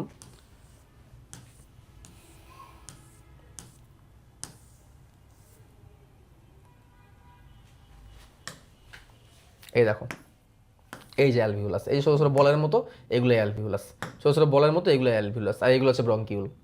ব্রঙ্কাসের পরে এই যে ব্রঙ্কিউল, ব্রঙ্কাসের পরে যে পাইপগুলো তৈরি হয় এগুলো হচ্ছে ব্রঙ্কিউল। ঠিক আছে, আমি রক্তনিকাগুলো সরাই দিই। এই যে ব্রঙ্কাসের পরে যে জিনিসগুলো তৈরি হয়, সরি, এগুলো হচ্ছে ব্রঙ্কিউল। এই ব্রঙ্কিউল যে পরে কোথায় একদম লাস্টে কোথায় যায় শেষ হয়? অ্যালভিউলাস। এই যে অ্যালভিউলাস, এগুলো হচ্ছে অ্যালভিউলাস। দেখছো ছোটো ছোটো বলের মতো, দেখছো ছোটো ছোটো বলের মতো, একসাথে অনেকগুলো অ্যালভিউলাস থাকে, এটাকে বলে অ্যালভিউলার থলি। এটা থলির মতো অনেকগুলো অ্যালভিউলাস থাকে।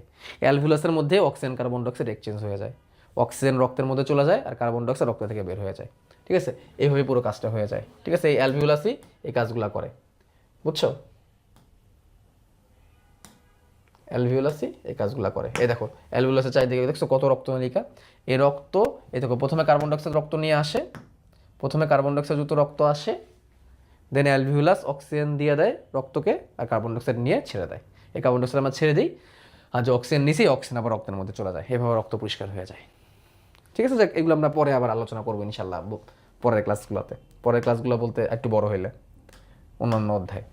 এবার আসে আমরা নার্ভাস সিস্টেম বা স্নায়ুতন্ত্র। এটা অলরেডি আমরা আলোচনা করছি যে স্নায়ুতন্ত্র, আমাদের স্নায়ুতন্ত্র এটা নিয়ে অলরেডি আমরা এর আগের ক্লাসে আলোচনা করছি। স্নায়ুতন্ত্রকে দুটো অংশে ভাগ করা যায়, কেন্দ্রীয় স্নায়ুতন্ত্র, কেন্দ্রীয় স্নায়ুতন্ত্র আর হচ্ছে প্রান্তীয় স্নায়ুতন্ত্র। দের বিভিন্ন প্রান্তে ছড়ায় থাকা স্নায়ুতন্ত্রকে প্রান্তীয় স্নায়ুতন্ত্র বলে। এর আগের ক্লাসটার মধ্যে আমরা এগুলো তোমাদের দেখাইছি। কেন্দ্রীয় স্নায়ুতন্ত্রের মধ্যে দুটো অংশ আছে, একটা হচ্ছে মস্তিষ্ক নিজে, মস্তিষ্ক নিজে, আর একটা হচ্ছে সুষুম্নাকাণ্ড, আরেকটা হচ্ছে সুষুম্নাকাণ্ড। আমি তোমাদের অনুরোধ করব আগের যেই নিউরনের যে ক্লাসটা করাইছি এর আগের ক্লাসটা একটু ভালো করে নাও, তাহলে তোমরা এই পার্টটা আবার ক্লিয়ার হয়ে যাবে। হ্যাঁ, মস্তিষ্ক সুষুম্নাকাণ্ড, মস্তিষ্ক মানে ব্রেন, আর ব্রেন থেকে যেটা বের হয়ে মেরুদণ্ডের ভিতর দিয়ে চলে যায়, এই যে এটা হচ্ছে সুষুম্নাকাণ্ড, এটা হচ্ছে সুষুম্নাকাণ্ড, আর এটা হচ্ছে ব্রেন। ঠিক আছে, ব্রেন অ্যান্ড স্পাইনাল কর্ড। আর প্রান্তীয় স্নায়ুতন্ত্রের মধ্যে আমি তোমাদের অনেকগুলো পার্ট আছে বলছিলাম।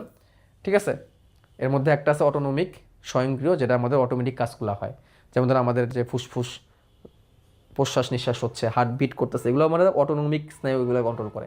স্বয়ংক্রিয় স্নায়ু বলা হয় অটোনমিক, অর্থাৎ স্বয়ংক্রিয় কিছু স্নায়ু আছে ওইগুলো সেটাকে কন্ট্রোল করে। ঠিক আছে, অটোনমিক স্নায়ু সেগুলোকে কন্ট্রোল করে।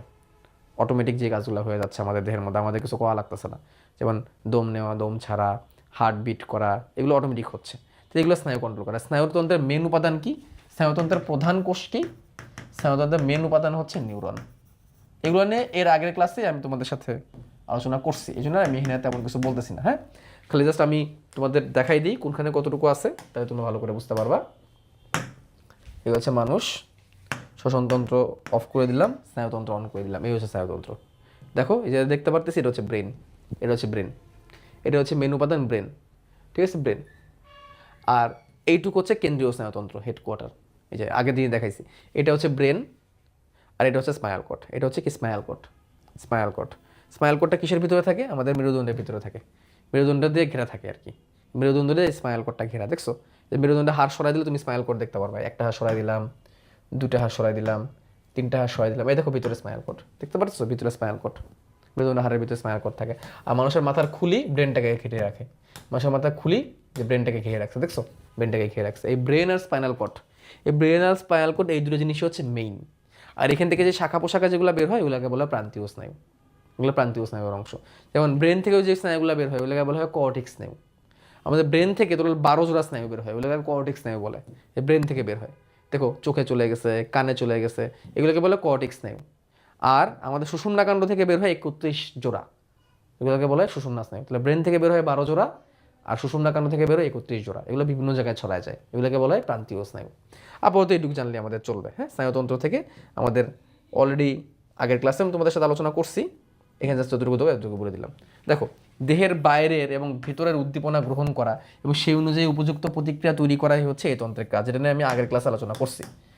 ঠিক আছে, বাইরে এবং ভেতরের উদ্দীপনার মধ্যে সমন্বয় করা। কীরকম? তোমার শরীরের উপর একটা মশা বসলো, তুমি সাথে সাথে মশাটাকে হাত দিয়ে তাড়াই দিবা, বা তোমার গরম কোনো জায়গায় হাত লাগলো, তুমি সাথে সাথে হাতটা সরাই নিবা। তাহলে গরম কিছু তোমার হাতে লাগছে, এটা তুমি বুঝছো, আবার সেটা তুমি সরাইও নিছো।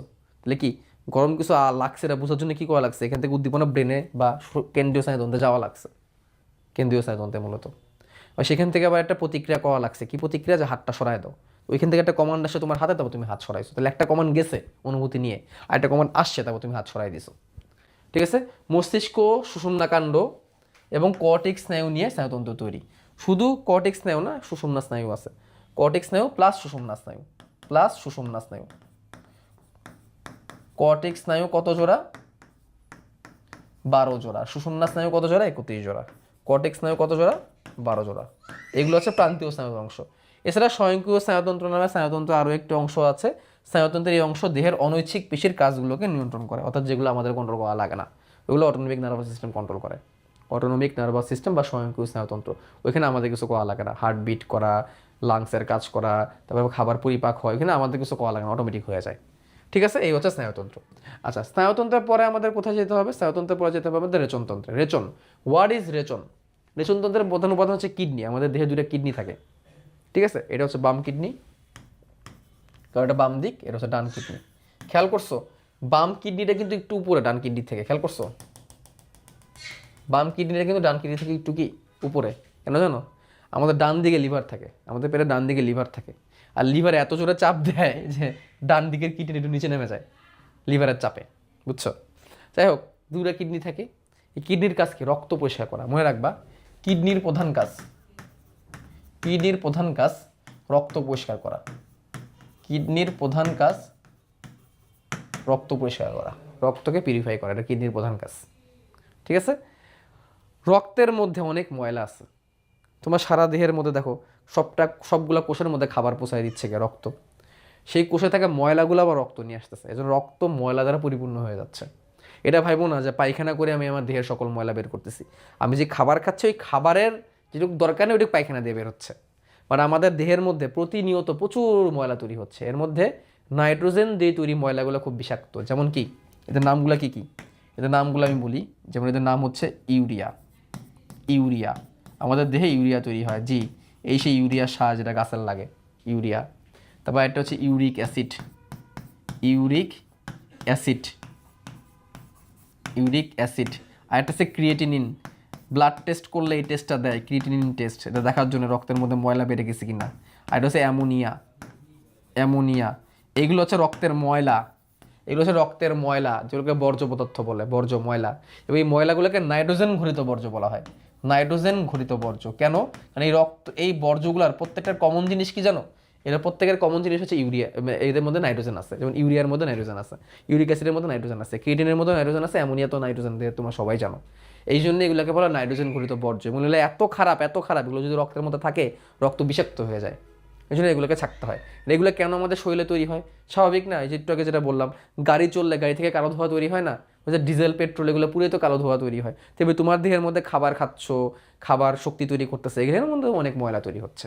এগুলোকে বলে বিপাকের ফলে তৈরি ময়লা। কিসের ফলে? কি বললাম শব্দটা? বিপাকের ফলে তৈরি ময়লা। বিপাকের ফলে উৎপন্ন বর্জ্য। কি ধরনের বর্জ্য? নাইট্রোজেন ঘটিত বর্জ্য। বিপাক কি? আমাদের দেহের মধ্যে যা হয় রাসায়নিক বিক্রিয়া, ওইটাই বিপাক। আমাদের দেহে যা রাসায়নিক বিক্রিয়া হয় আমাদের দেহকে চালানোর জন্য, ওইটাই বিপাক। পরিপাক বাদে, মনে রাখবা, পরিপাক বাদে আমাদের দেহের মধ্যে যা রাসায়নিক বিক্রিয়া হয় তাই বিপাক। পরিপাক বাদে যা রাসায়নিক বিক্রিয়া হয় ওইটাই বিপাক। এই বিপাকের ফলে অনেক ময়লাও তৈরি হয়, কাজের কাজও হয়, আবার অনেক ময়লাও তৈরি হয়। ওই ময়লাগুলাই রক্তের মধ্যে মিশে যায়, এবং এই নাইট্রোজেন ঘটিত ময়লাগুলো বেশি ক্ষতিকর। বিপাকের মধ্যে যে ময়লাগুলোর মধ্যে নাইট্রোজেন থাকে ওইগুলাই ছাকার কাজ কে করে? কিডনির করে। কিডনি কি করে? ওইগুলোকে ছেঁকে এই যে পাইপের মধ্যে মূত্র আকারে আমাদের দেহ থেকে বের করে দেয়। কি আকারে বের করে দেয়? ইউরিন বা মূত্র আকারে বের করে দেয়। তাহলে কিডনির কাজ কি? রক্তকে ছাকা। ছাইকা যে ময়লাগুলো থাকে ওই ময়লাগুলো এই দেখো, এই যে এই নালীর মাধ্যমে যে আমাদের কোথায় জমা করে, দেখো এই যে কিডনি সেগুলোকে ছাকবে, কিডনি সেগুলো ছাকবে, ছেঁকেই দেখো এই যে দুটো নালী, দেখছো মূত্রনালী, এর মাধ্যমে এই যে এখানে এসে জমা করবে। এটা কি? এটা হচ্ছে মূত্রথলি, এটা হচ্ছে মূত্রথলি, মূত্রথলি বা ব্লাডার, মূত্রথলি বা ইউরিনারি ব্লাডার। তারপরে এটাকে এই যে দেখো দেহ থেকে বের করে দিবে, দেহ থেকে কী করে দিবে? শিশ্নের মাধ্যমে বা স্ত্রী যৌনাঙ্গের মাধ্যমে, যৌনাঙ্গ না, স্ত্রী রেচনাঙ্গের মাধ্যমে বের করে দিবে, পুরুষ রেচনাঙ্গ এবং স্ত্রী রেচনাঙ্গ এটাকে বের করে দিবে। এই হচ্ছে আমাদের রেচনতন্ত্র, এটাই হচ্ছে রেচন। আমি যদি শর্টে তোমাদেরকে বলি, তাহলে এখন রেচনতন্ত্রের মধ্যে কী কী আছে আমি তোমাদের যদি একটু বলি, দেখো বিভিন্ন, খেয়াল করো কি লেখছে বইয়ে, বিভিন্ন শারীরবৃত্তীয় বিপাক ক্রিয়ার ফলে, খেয়াল করো শারীরবৃত্তীয় মানে কি শরীরের মধ্যে হওয়া বিপাক ক্রিয়া, ওই যে যেটা বললাম পরিপাক বাদে যা আছে তাই বিপাক, রাসায়নিক বিক্রিয়া, শরীরে উপজাত দ্রব্য হিসাবে মানে কি এক্সট্রা হিসাবে নাইট্রোজেন ঘটিত বর্জ্য পদার্থ তৈরি হয়। এইসব বর্জ্য পদার্থ সাধারণত দেহের জন্য ক্ষতিকর, শুধু ক্ষতিকর না বিষাক্ত, দেহ থেকে এগুলো বের করে দেওয়া প্রয়োজন হয়। দেহ থেকে এসব অপ্রয়োজনীয় বর্জ্য নিষ্কাশন করার পদ্ধতিকেই রেচন প্রক্রিয়া বলে। হোয়াট ইজ তাহলে রেচন? যদি প্রশ্ন আসে রেচন কি, দেহ থেকে বিপাকের ফলে সৃষ্ট নাইট্রোজেন ঘটিত বর্জ্য পদার্থগুলো বের করার প্রক্রিয়াই হচ্ছে রেচন। যেটা বললাম তোমরা ভাবতে পারো কেন ময়লা তৈরি হয়, ওই যে বললাম একটা গাড়ি চালাইতে গেলে কি অনেক কালো ধোঁয়া তৈরি হয়, তেমনি তোমার শরীর চালাতে গেলে অনেক ময়লা তৈরি হবে। এটাই হচ্ছে সহজ উত্তর। যে তন্ত্রের সাহায্যে এই প্রক্রিয়া সম্পন্ন হয় তাকে রেচনতন্ত্র বলে। এক জোড়া কিডনি, বৃক্ক মানে কিডনি, এক জোড়া ইউরেটর, ইউরেটর মানে হচ্ছে ওই যে যে জোড়া নালী যার মাধ্যমে ইউরিন এসে কোথায় জমা হয়? মূত্রথলিতে জমা হয়, এবং একটি মূত্রনালী বা ইউরেথ্রা, এইটি মুক্তনালী বা ইউরেথ্রা নিয়ে মানুষের রেচনতন্ত্র তৈরি। ঠিক আছে, তাহলে কি কি আছে আমরা একটু তাহলে 3D একটু দেখে নিই। আমরা ইউরোজেনিটাল ওপেন করে দিব, এটা বন্ধ করে দেবো। ইউরোজেনিটাল মধ্যে এখানে আমাদের কিডনি এবং আমাদের রেচনাঙ্গ দূরেই থাকবে। ঠিক আছে, কিডনি ও রেচনাঙ্গ দূরে থাকবে। দেখো এই হচ্ছে দুটা কিডনি, দুটা কিডনি। খেয়াল করছো ডান কিডনিটা কিন্তু, খেয়াল করো ডান কিডনিটা কিন্তু নিচের দিকে, তাই না, বাম কিডনি থেকে। কেন জানো? এই দেখো, দেখো লিভার ডান দিকে থাকে, এই দিক থেকে দেখো ভালো করে বুঝতে পারবা। এখন এটা ঠিকঠাক আছে, এটা পিছন দিক থেকে। এখন এটা বাম এটা ডান, দেখো এটা সামনের দিক, এটা সামনের দিক, সামনের দিকে উল্টা হয়ে যায়, সামনের দিকে এটা হয়ে যায় বাম দিক আর এটা হয়ে যায় ডান দিকে। কিন্তু যখন পিছন দিকে যাবা তখন আবার সেম টু সেম থাকবে, তোমার মতোই থাকবে, তুমি মানুষটা পিছন দিকে দাঁড়ায় আসছো, তাহলে এটা তখন বাম এটা ডান, অ্যাজ ইট ইজ।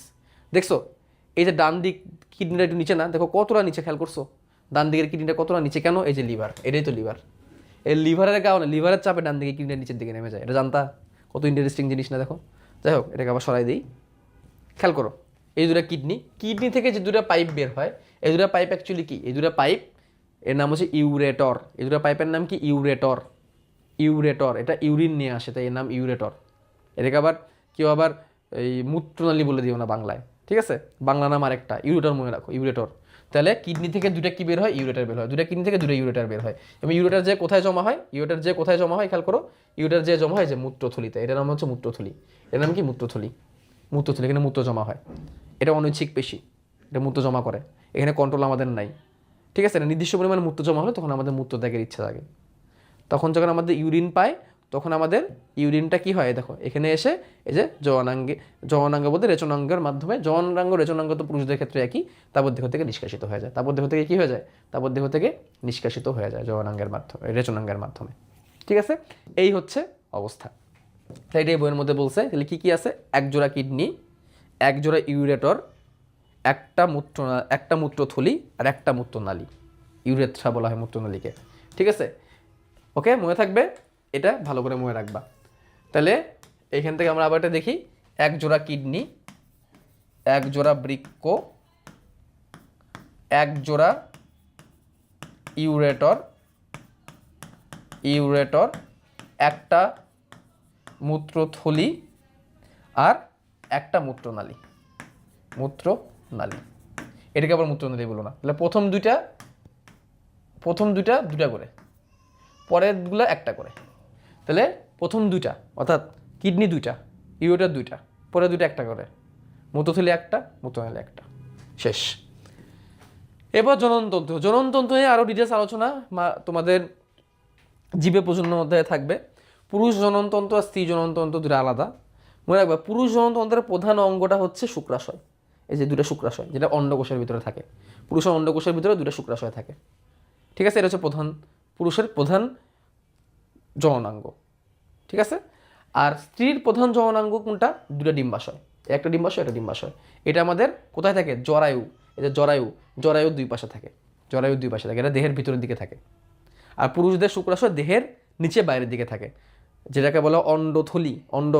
অন্ডথলির ভিতরে দুটা শুক্রাশয় কী হয়ে থাকে? ঝুলে থাকে অন্ডথলির ভিতরে। একটা অন্ডথলির ভিতরে দুইটা শুক্রাশয় থাকে। এই শুক্রাশয় থেকে শুক্রাণু তৈরি হয়, তারপরে শুক্রাণু এই যে শিশ্ন বা পেনিস এর মাধ্যমে দেহ থেকে বের হয়ে আসে।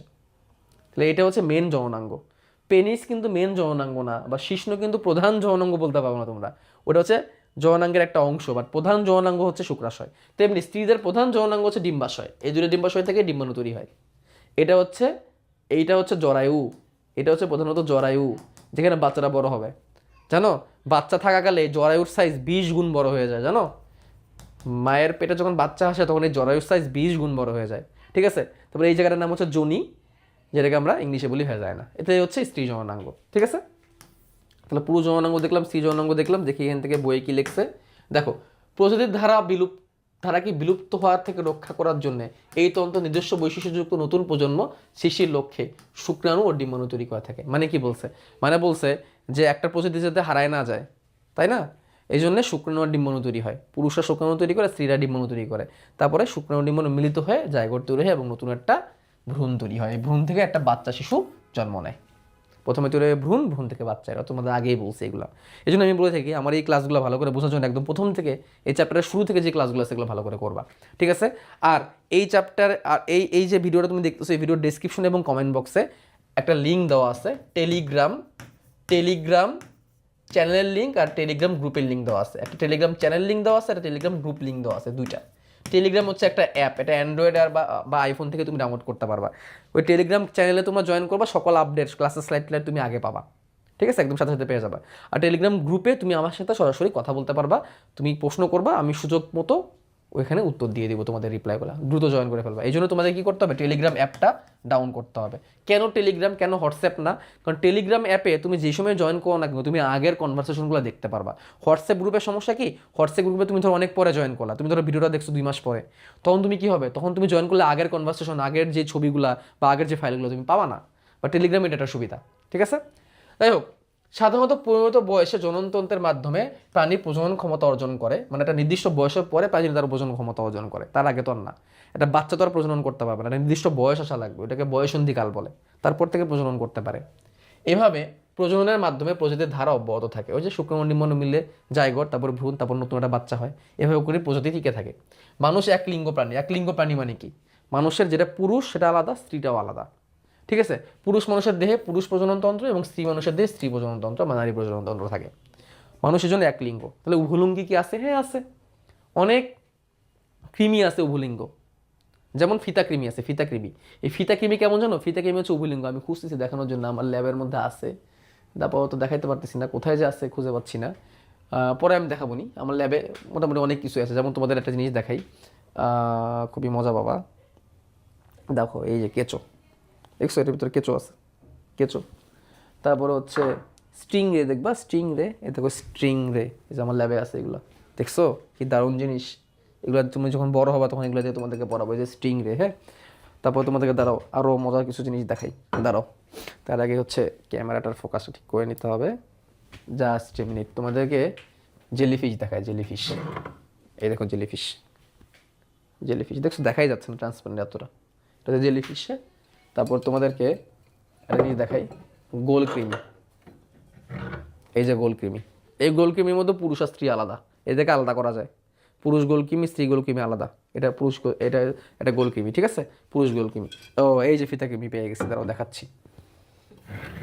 এই যে ফিতা কৃমি, একদম ফিতা চ্যাপ্টা হয়। এই ফিতা কৃমি কিন্তু পুরুষ আর স্ত্রী একসাথে, মানে একই দেহের মধ্যে পুরুষ আর স্ত্রী দুটাই আছে।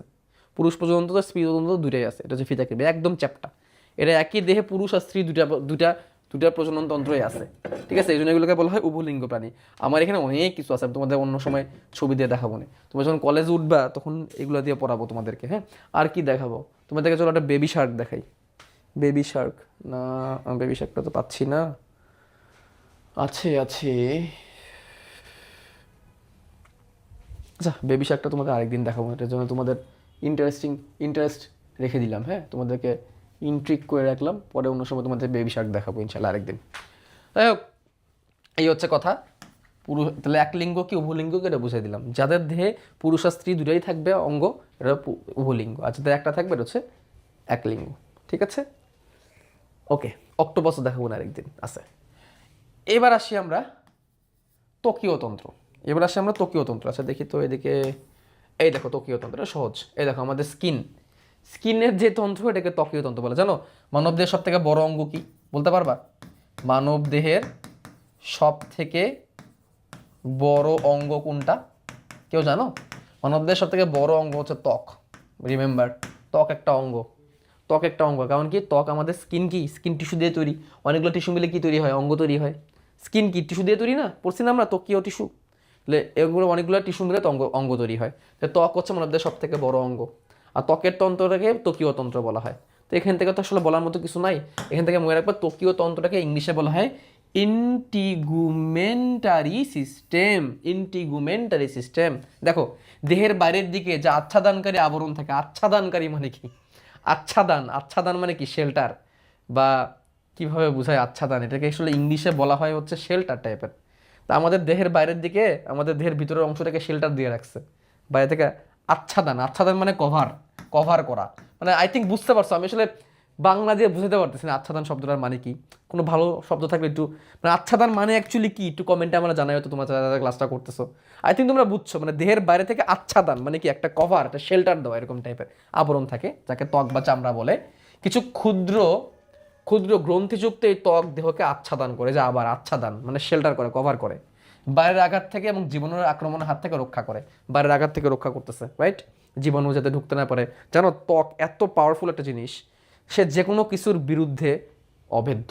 মানে কোনো কিছু তাকে ঢুকতে পারে না, ভালো হোক খারাপ হোক, কোনো কিছু ত্বক ভেদ করে ঢুকতে পারে না। এই জন্য বলছে জীবাণুর আক্রমণ থেকে রক্ষা করে। জানো আমাদের মানব দেহে 3টা স্তরের প্রতিরক্ষা আছে। এর মধ্যে প্রথম প্রতিরক্ষা স্তরের মধ্যে আছে ত্বক। এবং ত্বককে কি বলা হয় জানো?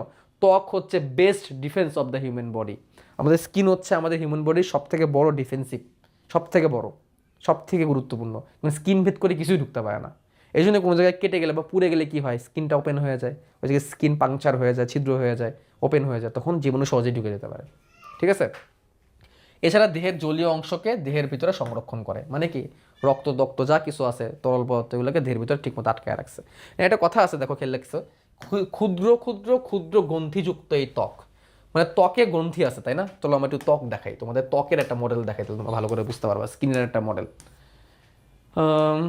কোথায় কোথায় কোথায় ছিল তো, এখানে আছে, এই যে স্কিন। দেখো স্কিন কত পুরু, দেখছো কত? স্কিনের কিছু বৈশিষ্ট্য আছে কি জানো? তোমার একটা মজার জিনিস বলি, ভাইরাসের অ্যাটাক করার জন্য অবশ্যই কোনো জীবিত কোষ লাগে।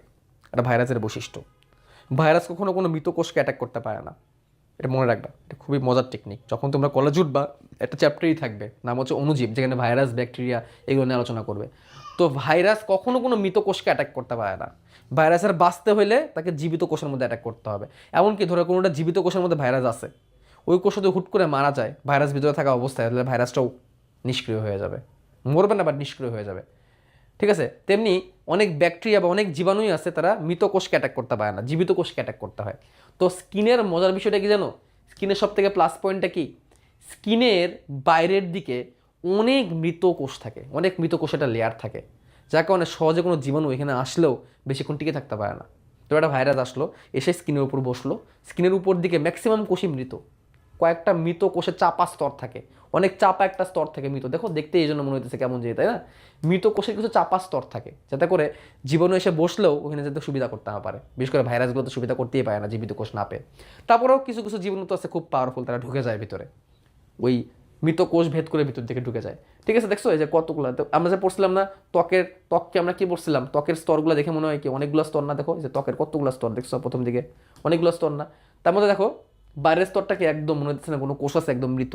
তারপর দেখো কয়টা লেয়ারে আছে, এবং তারপর দেখো ভিতর দিকে কোষগুলো কত কত লেয়ার বাই লেয়ার। তারপরে যে ফ্যাট, স্ক্রিনের নিচে ফ্যাট থাকে না, যে হলুদ জায়গাটা হচ্ছে ফ্যাট, স্ক্রিনের নিচে ফ্যাট থাকে, এই হলুদ জায়গাটা হচ্ছে ফ্যাট।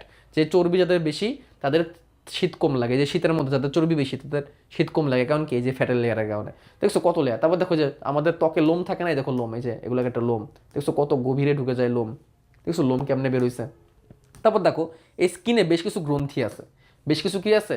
গ্রন্থি আছে। যেমন দেখো এই যে সিবিসিয়াস গ্ল্যান্ড, হ্যাঁ, এগুলো থেকে বিভিন্ন রকমের বিভিন্ন রকমের জিনিস খরিত হয়। যেমন দেখো এই যে দেখো ত্বকের উপরে যে কিছু জমে আছে না, তাই না? এই যে ঘাম জমে আছে, এই যে ঘাম দেখছো, এই দেখো উপরে পানির ফোঁটা এবার সাদা সাদা হয়ে আছে, এই যে এখন সবুজ, এটা হচ্ছে ঘাম। এই ঘাম তৈরি করার জন্য এখানের ভিতরে গ্রন্থি আছে। গ্রন্থিগুলো থেকে কি খরিত হয়? গ্রন্থিগুলো থেকে ঘাম টাম তেল এগুলো উৎপন্ন হয়। তাহলে আমাদের ত্বকের ভিতরে কিছু গ্রন্থি আছে, যে গ্রন্থিগুলো বিভিন্ন রকমের রস তৈরি করে, বিভিন্ন রকমের জিনিস ক্ষরণ করে। ঠিক আছে, এই কি কি ক্ষরণ করে? যেমন ধরো ঘাম, ঘাম তৈরি হওয়ার জন্য আলাদা গ্রন্থি আছে।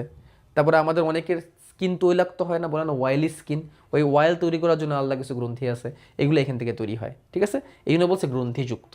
ঠিক আছে, সিবিসিয়াস গ্ল্যান্ড আছে, তারপরে ওয়াইল গ্ল্যান্ড আছে, তারপরে সয়েট গ্ল্যান্ড আছে। সয়েট গ্ল্যান্ড মানে ঘাম গ্রন্থি, ঘামও একটা গ্রন্থি থেকে বের হয়। ঠিক আছে, ওইগুলো পরে বাইরে থেকে আসে। তো এইটাই বলছে যে কিছু ক্ষুদ্র ক্ষুদ্র গ্রন্থিযুক্ত ত্বকে, ত্বকে এরকম গ্রন্থি আছে যেগুলো ঘাম তারপর তেল এগুলো ক্ষরণ করে। মনে রাখবা, যেই কোষ থেকে কোনো কিছু রস খরিত হয় সেটাই গ্রন্থি। এবার দেখো অন্তঃক্ষরা গ্রন্থিতন্ত্র, লাস্ট এন্ডোক্রাইন সিস্টেম। একই জিনিস আবার আসলাম, গ্রন্থি কি, হোয়াট ইজ গ্রন্থি শব্দটায় আবার চলে আসলাম আমরা। গ্রন্থি কি? গ্রন্থি কি? গ্রন্থি হচ্ছে যেখান থেকে রস ক্ষরণ হয়। এখান থেকে কী ক্ষরণ হয়? রস ক্ষরণ হয়, এটাই হচ্ছে গ্রন্থি। কারণ রস দুই রকমের, রস দুই রকমের, একটা হচ্ছে এনজাইম, আরেকটা হচ্ছে হরমোন, আরেকটা হচ্ছে কি হরমোন। এই দুই টাইপের রস ক্ষরণ হয়। ঠিক আছে, দেখো কি বলছে, আমরা একটু একটা এক্সট্রা পেজ নিয়ে দেখি, তাহলে বুঝতে পারবো। ধরো এগুলো হচ্ছে কোষ, এগুলো হচ্ছে কোষ, এগুলো হচ্ছে কোষ। এই কোষ থেকে ধরো এনজাইম ক্ষরণ হবে, এই কোষ থেকে এনজাইম ক্ষরণ হবে। এখন এই কোষের ক্ষরণ হওয়া এনজাইমগুলোকে ঠিক জায়গায় নেওয়ার জন্যে এর চারিদিকে একটা পাইপের মতো থাকবে। এই চারিদিকে কি থাকবে? পাইপের মতো থাকবে। এই পাইপ দিয়ে এর যে এনজাইমগুলো ক্ষরণ হবে, এই এনজাইমগুলো প্রত্যেকটা এরকম কানেক্ট থাকবে পাইপের সাথে। এনজাইমগুলো প্রত্যেকটাই, এই কোষগুলো প্রত্যেকটাই পাইপের সাথে কি থাকবে? কানেক্ট থাকবে। কেন কানেক্ট থাকবে? যাতে করে এর থেকে যে রসগুলো বের হবে, সেই রসগুলো যাতে একটা পাইপের মাধ্যমে যেতে পারে। তাহলে এটা এমন একটা গ্রন্থি যার কি আছে? নালী আছে, যার কি আছে? নালী আছে। এগুলো হচ্ছে সেই গ্রন্থির কোষ, এগুলো সেই কোষ, যে কোষ থেকে কি ক্ষরণ হচ্ছে? এনজাইম ক্ষরণ হচ্ছে। কি ক্ষরণ হচ্ছে? এনজাইম ক্ষরণ হচ্ছে, যেটা নালীর মাধ্যমে যাচ্ছে। এই ধরনের গ্রন্থিকে বলা হয় সনাল গ্রন্থি। সনাল গ্রন্থি, কারণ নালী আছে তাই, বা বহিঃক্ষরা গ্রন্থি। সনাল গ্রন্থি বা বহিঃক্ষরা গ্রন্থি, এটা নালীর মাধ্যমে যাবে এবং এখান থেকে এনজাইম ক্ষরণ হবে। নালীর মাধ্যমে যাবে, এখান থেকে এনজাইম ক্ষরণ হবে। আচ্ছা, এবার আমরা আরেকটা গ্রন্থি তোমাদের দেখাই, আরেক টাইপের গ্রন্থি তোমাদের দেখাই। এই হচ্ছে গ্রন্থির কোষগুলা, এই ধরো গ্রন্থির কোষগুলা। এই কোষের জন্য কোনো নালী নেই, এদের জন্য কোনো নালী নেই। কি আছে? এদের চারিদিকে রক্তনালিকা আছে, এদের চারিদিকে কি আছে? রক্তনালিকা আছে। এবং এদের থেকে যে রসগুলা ক্ষরণ হয়, এই রসগুলা চুয়ে চুয়ে এই রক্তনালীর মধ্যে ঢুকে যায়। এটা কি?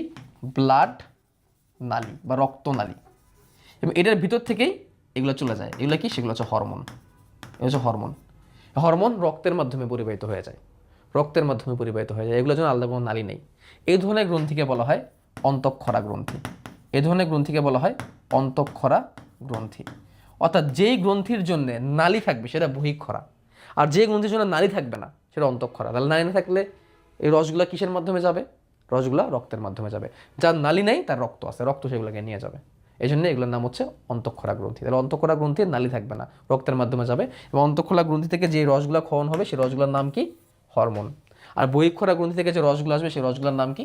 এনজাইম। এনজাইমের জন্য নালী আছে, হরমোনের জন্য নালী নেই। হরমোনের জন্য রক্ত, হরমোনের জন্য রক্ত। ঠিক আছে, এখন দেখো এখানে কি বলছে। প্রাণীদেহে কতগুলো নালীহীন বা অন্তঃক্ষরা গ্রন্থি আছে? নালী নাই, দেখছো লিখিয়ে দিচ্ছে নালী নাই। এইসব গ্রন্থি থেকে নিঃসৃত রসকে হরমোন বলে। দেখছো এই যে কথাটা মাত্র বললাম। পরিবহন করার জন্য এর কোনো নির্দিষ্ট নালী থাকে না। এনজাইমের নালী থাকে, নালী নেই। শুধু রক্তের মাধ্যমে এরা এক স্থান থেকে অন্য স্থানে হরমোন পরিবাহিত হয়। পিটুইটারি গ্রন্থি যেটা আমাদের মাথায় থাকে, থাইরয়েড গ্রন্থি যেটা আমাদের এই যে গলায় থাকে শ্বাসনালীর সাথেই, প্যারাথাইরয়েড গ্রন্থি থাইরয়েডের দুই পাশে থাকে। প্যারা মানে কি? প্যারালাল মানে পাশাপাশি। অগ্নাশয় যেটা ওই যে বললাম, ওই যে মরিচের মতো, অগ্নাশয়ের আইলেটস অফ ল্যাঙ্গারহ্যান্স। অগ্নাশয়ের যেই কোষগুলো থেকে হরমোন ক্ষরণ হয় ওই কোষগুলোর নাম আইলেটস অফ ল্যাঙ্গারহ্যান্স। সুপ্রারেনাল গ্রন্থি, কিডনির উপরে যে গ্রন্থি থাকে এগুলো সুপ্রারেনাল গ্রন্থি। এগুলো হচ্ছে অন্তঃক্ষরা গ্রন্থি। এদের থেকে হরমোন ক্ষরণ হয়, এনজাইম না, এবং এদের কারোই নালী নেই। এখন দেখাই তোমাদের গ্রন্থিগুলো কোথায় কোথায় আছে। এই দেখো, এই যে আমাদের ব্রেন, এই ব্রেনের ঠিক এই যে এই বরাবর এটা হচ্ছে পিটুইটারি গ্রন্থি। পুরুষেরও থাকে, মহিলারও থাকে, সবারই থাকে পিটুইটারি গ্রন্থি। মনে রাখবে এটা প্রভু গ্রন্থি, এটাকে প্রভু গ্রন্থি বলা হয়, মাস্টার গ্ল্যান্ড বলা হয়। কারণ এই গ্রন্থি থেকে যে হরমোনগুলো আসে সেই হরমোন অন্যান্য গ্রন্থিকে কন্ট্রোল করে। যেমন এই গ্রন্থি থেকে একটা হরমোন আসে, যাই হরমোনের নাম হচ্ছে থাইরয়েড স্টিমুলেটিং হরমোন, টিএসএইচ। এটা এইখান থেকে আসে, এবং এইখান থেকে এসে থাইরয়েডের উপর কাজ করে রক্তের মাধ্যমে। তারপর থাইরয়েড তার কাজ করা শুরু করে। থাইরয়েড কোথায়? যে গলায় থাইরয়েড, এই যে দেখো থাইরয়েড গ্রন্থি, এই যে গলায়, এই দেখো বাটারফ্লাইয়ের মতো দেখতে। থাইরয়েড গ্রন্থিটা দেখতে এরকম এরকম বাটারফ্লাইয়ের মতো, দুইটা দুইটা নডিউল থাকে এরকম আর কি, দুইটা দুইটা পার্ট থাকে এরকম, দুইটা মানে পুরোটাই থাইরয়েড গ্রন্থি। এই যে থাইরয়েড গ্রন্থি, থাইরয়েড গ্রন্থি কখন কাজ করা শুরু করা জানো? যখন এই যে দেখো পিটুইটারি গ্রন্থি, পিটুইটারি গ্রন্থি থেকে থাইরয়েড স্টিমুলেটিং হরমোন আসে। এই হরমোন থাইরয়েডকে স্টিমুলেশন দেয়, স্টিমুলেশন মানে উদ্দীপনা। তারপর থাইরয়েড তার কাজ করা শুরু করে। অর্থাৎ থাইরয়েড তার হরমোন বের করার আগে পিটুইটারি গ্রন্থির একটা উদ্দীপনা তার দরকার পড়ে। সেই পিটুইটারি গ্রন্থির একটা হরমোন তার কাছে আসে, থাইরয়েডের কাছে আসে, তারপর থাইরয়েড কাজ করা শুরু করে। ঠিক আছে? থাইরয়েডের দুই পাশে দেখো যে থাইরয়েডের পাশাপাশি আছে যে প্যারাথাইরয়েড গ্রন্থি, এই দেখো চারটা গুটির মতো, এই হচ্ছে প্যারাথাইরয়েড। তারপরে থাইরয়েডের সাথে থেকে প্যারাথাইরয়েড, থাইরয়েডের পাশে থেকে প্যারাথাইরয়েড। থাইরয়েড প্যারাথাইরয়েড চিনলাম, পিটুইটারি চিনলাম। এবার দেখো এই যে পাকস্থলীর সাথে ছিল যে অগ্নাশয়, এই যে সে অগ্নাশয়, দেখছো অগ্নাশয়, অগ্নাশয় থেকে এনজাইমও আসে, হরমোন আসে। মনে রাখবো অগ্নাশয় একটা মিশ্র গ্রন্থি। কেন জানো? অগ্নাশয় থেকে এনজাইমও আসে, হরমোনও আসে। তাহলে অগ্নাশয় বহিঃক্ষরা অন্তঃক্ষরা দুইটাই করে। অগ্নাশয়ের এনজাইমগুলো খাবার পরিপাক করে, আর অগ্নাশয়ের হরমোনগুলা অন্য কাজ করে। তো অগ্নাশয়ের যেই হরমোন ক্ষরণকারী কোষগুলোর নাম হচ্ছে আইলেটস অফ ল্যাঙ্গারহ্যান্স। মনে রাখবা অগ্নাশয়ের হরমোন ক্ষরণকারী কোষগুলো হচ্ছে আইলেটস অফ ল্যাঙ্গারহ্যান্স। আইলেটস মানে কি? দ্বীপ। আইলেটস মানে কি? দ্বীপ। আর ল্যাঙ্গারহ্যান্স একটা জায়গার নাম। ল্যাঙ্গারহ্যান্সের কিছু দ্বীপ আছে, দ্বীপপুঞ্জ, ওগুলো দেখতে যেরকম মাইক্রোস্কোপের নিচে আইলেটস অফ ল্যাঙ্গারহ্যান্স, মাইক্রোস্কোপের নিচে অগ্নাশয়ের কোষ রাখলে ওই আইলেটস অফ ল্যাঙ্গারহ্যান্স দ্বীপের মতো মনে হয়, এই জন্য এর নাম করা হয়েছে আইলেটস অফ ল্যাঙ্গারহ্যান্স। ল্যাঙ্গারহ্যান্স একটা জায়গা, তার দ্বীপের মতো দেখতে। দ্বীপ যেরকম সমুদ্রের মধ্যে দ্বীপ ভেসে ভেসে থাকে না, অগ্নাশয়ের হরমোন ক্ষরণকারী কোষগুলা দেখলে মনে হয় কি দ্বীপের মতো উঁচু উঁচু হয়ে আছে, এইভাবে নাম করা হয়েছে আইলেটস অফ ল্যাঙ্গারহ্যান্স। তারপর দেখো কিডনি, যে দুটো কিডনি, যে দুটো কিডনি দেখছো, কিডনির উপর টুপির মতো দুটো গ্রন্থি দেখছো, কিডনির উপরে, উপরে মানে কি অ্যাড, কিডনি মানে কি রেনাল, এই জন্য এটার নাম অ্যাড্রেনাল গ্রন্থি। অ্যাড মানে উপরে, রেনাল মানে কিডনি। কিডনির উপরে দুটো গ্রন্থি আছে, নাম হচ্ছে অ্যাড্রেনাল। তবে মহিলাদের দেখো দেহের ভিতরে আছে ওভারি বা জনন, এই যেখান থেকে যেখান থেকে ইস্ট্রোজেন প্রোজেস্টেরন হরমোন তৈরি হয়, যেটা ডিম্বাণু তৈরি করতে হেল্প করে। আর পুরুষের এই যে শুক্রাশয়, যেখান থেকে শুক্রাণু তৈরি হয়, এই শুক্রাশয় থেকে খাওয়ানো টেস্টোস্টেরন হরমোন, যেটা শুক্রাণু তৈরি এবং পুরুষবাচক বৈশিষ্ট্যের জন্য কাজ করে। এই হচ্ছে অন্তঃক্ষরা গ্রন্থিগুলো। অন্তঃক্ষরা গ্রন্থি সেগুলোই যেগুলো হচ্ছে কি করবে, যেগুলো হচ্ছে হরমোন তৈরি করবে। আর বহিঃক্ষরা গ্রন্থি হচ্ছে সেগুলো যেখান থেকে এনজাইম খাওয়ানো হবে। তাহলে আমি এখন তোমাদের গ্রন্থিগুলো একটু দেখাই, আমি হাড্ডিটা ওপেন করে দিই। এবার হচ্ছে আমরা এন্ডোক্রাইন গ্ল্যান্ডগুলোকে দেখাই, তাহলে তোমরা ভালো করে বুঝতে পারবা। এই দেখো, আচ্ছা হাড্ডি সরাই দিই আমরা, এই দেখো, হ্যাঁ হাড্ডি সরাই দিলে তো অবশ্য। তাহলে পরিপাকতন্ত্র অ্যাড করি দেখি, পরিপাকতন্ত্র অ্যাড করে দেখি, তাহলে বোঝা যায় কিনা। হ্যাঁ আচ্ছা দেখো, এটা আসলে এখান থেকে ভালো বোঝা যাবে না, এই অ্যাপে এটা ভালো বোঝা যাবে না, আমাদের মনে হয় ইয়েতে গেলেই ঠিক আছে, এখান থেকে গেলেই ঠিক আছে। তাহলে আমাদের আবার একটু বলি, আমাদের ব্রেনের ঠিক মাঝ বরাবর বলা যেতে পারে, মাথার ঠিক মাঝ বরাবর একটা গ্রন্থি আছে, যার নাম হচ্ছে পিটুইটারি গ্রন্থি। পিটুইটারি, এই যে লেখা আছে পিটুইটারি গ্রন্থি। এই পিটুইটারি গ্রন্থির সাথে আরেকটা আছে পিনিয়াল গ্রন্থি, এটা আপাতত দরকার নাই, তোমাদের বইয়ে নাই আপাতত, এইখানে নাই এই চ্যাপ্টারে। আপাতত পিটুইটারি গ্রন্থি কথা মনে রেখে হচ্ছে এটা হচ্ছে মাস্টার গ্ল্যান্ড, এই অন্যান্য গ্রন্থিকে কন্ট্রোল করে, এই জন্য তার নাম মাস্টার গ্ল্যান্ড। যেমন একটা তো দেখাইলাম তোমাদের। ইভেন জানো পিটুইটারি গ্রন্থি থেকে একটা হরমোন আছে যার নাম হচ্ছে অ্যাড্রিনোকর্টিকোট্রপিক হরমোন, এসিটিএইচ। সে কী করে জানো? এই পিটুইটারি গ্রন্থি থেকে ক্ষরণ হয়ে রক্তের মাধ্যমে ভাসতে ভাসতে এই যে অ্যাড্রিনাল কর্টেক্সে আসে, অ্যাড্রিনাল গ্রন্থির উপরে আসে, তারপর অ্যাড্রিনাল গ্রন্থি তার কাজ করে। মানে কি অ্যাড্রিনাল তার কাজ করে যখন পিটুইটারি থেকে এটিসিএইচ আসে, এসিটিএইচ। থাইরয়েড তার কাজ করে যখন পিটুইটারি গ্রন্থি থেকে থাইরয়েড স্টিমুলেটিং হরমোন আসে। কি অবস্থা দেখছো? মানে পিটুইটারি গ্রন্থি অন্য গ্রন্থিকে কন্ট্রোল করে। ওকে, থাইরয়েড গ্রন্থি কোথায়? আমাদের এই যে শ্বাসনালী আছে না, শ্বাসনালীর উপরে যে আমরা পড়ছিলাম ষড়যন্ত্র, ষড়যন্ত্রের এখানেই থাকে এটা। ঠিক আছে, ষড়যন্ত্র এই যে তরুণস্থিটা, এই তরুণস্থির পেছনেই থাকে থাইরয়েড গ্রন্থি। থাইরয়েড গ্রন্থি থেকে 3টা হরমোন আসে, T3 T4, ঠিক আছে, আর হচ্ছে ক্যালসিটোনিন। এগুলা দেহের অনেক গুরুত্বপূর্ণ কাজ করে। থাইরয়েডের 2 পাশে থেকে প্যারাথাইরয়েড, থাইরয়েডের 2 পাশে থেকে প্যারাথাইরয়েড। আর আমাদের যে এই জায়গায় একটা গ্রন্থি থাকে যার নাম হচ্ছে থাইমাস গ্রন্থি। এটা আমার নাই, তোমাদের আছে। এটা 25 বছরের পর শরীর থেকে নাই হয়ে যায়। এগুলো আমরা পরে সমন্বয় নিয়ন্ত্রণ চ্যাপ্টারে ভালো করে শিখবো। তারপরে আমাদের এই যে অগ্নাশয় আইলস অফ ল্যাঙ্গারেন্স, মনে আছে অগ্নাশয়ের কথা? ওই যে মরিচের মতো বলছিলাম যে অগ্নাশয়ের কথা, এটা পরিপাকতন্ত্র থেকে দেখাই দিই। এটা পরিপাকতন্ত্র থেকে দেখাই দিই।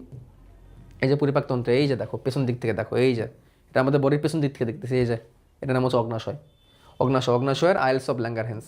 অগ্নাশয়ের কি? Islets of Langerhans. তোমাদের দেখায় অগ্নাশয়ের কোষগুলো কেমন দেখতে। এই যে দেখো, এই ছবিটা দেখলে তুমি অন্তঃক্ষরা বহিঃক্ষরা পুরোই ভালো করে শিখে যাবা। এটা হচ্ছে অগ্নাশয় থেকে কাটা একটা অংশ। অগ্নাশয়কে কেটে মাইক্রোস্কোপের নিচে নেওয়া হয়েছে। অগ্নাশয় কেটে, একটা মিনিট দাঁড়াও, অগ্নাশয় কেটে মাইক্রোস্কোপের নিচে নেওয়া হয়েছে, এরকম দেখাচ্ছে তখন। এখানে দেখো, সরি, রক্তনলিকাগুলোকে কাটা যাবে না, এই রক্তনলিকাগুলো রাখতে হবে। দেখো এই যে যেগুলা, এগুলোর নাম হচ্ছে অ্যাসিনাস। এগুলোর নাম হচ্ছে অ্যাসিনাস। দেখো এই দেখো কোষগুলা, খেয়াল করো, এই যে কোষগুলা, অগ্নাশয়ের কোষ। এইখান থেকে এনজাইম তৈরি হয়। এনজাইম তৈরি হয়, দেখো এই যে ভিতরে পাইপ, এই পাইপের ভিতর দিয়ে চলে যায়, দেখছো? এনজাইম তৈরি হয়, এই পাইপের ভিতর দিয়ে চলে যায়, পাইপের ভিতর দিয়ে চলে যায়, পরে বড় পাইপের মধ্যে এসে ওপেন হয়, বড় পাইপে চলে আসে। তাহলে দেখো এই যে পাইপ, এই পাইপ কই গেছে দেখো, এই যে এগুলো হচ্ছে কোষ, এই যে এগুলো হচ্ছে কোষ। এই কোষ থেকে এনজাইম তৈরি হয়। এনজাইম তৈরি হয়, দেখো এই যে সবুজ সবুজগুলো হচ্ছে কোষ। এনজাইম তৈরি হয়, এই পাইপের কাছে দেয়, পাইপ পরে এটাকে বের করে দেওয়া দেয়। তাহলে এই যে কোষ যেখান থেকে এনজাইম তৈরি হচ্ছে, এটা গ্রন্থি। মানে যেই কোষ থেকে কোনো রস তৈরি হবে সেটাই গ্রন্থি, সেই কোষটাকেই বলবে গ্রন্থি, সেই কোষটাই গ্রন্থি হিসেবে কাজ করবে।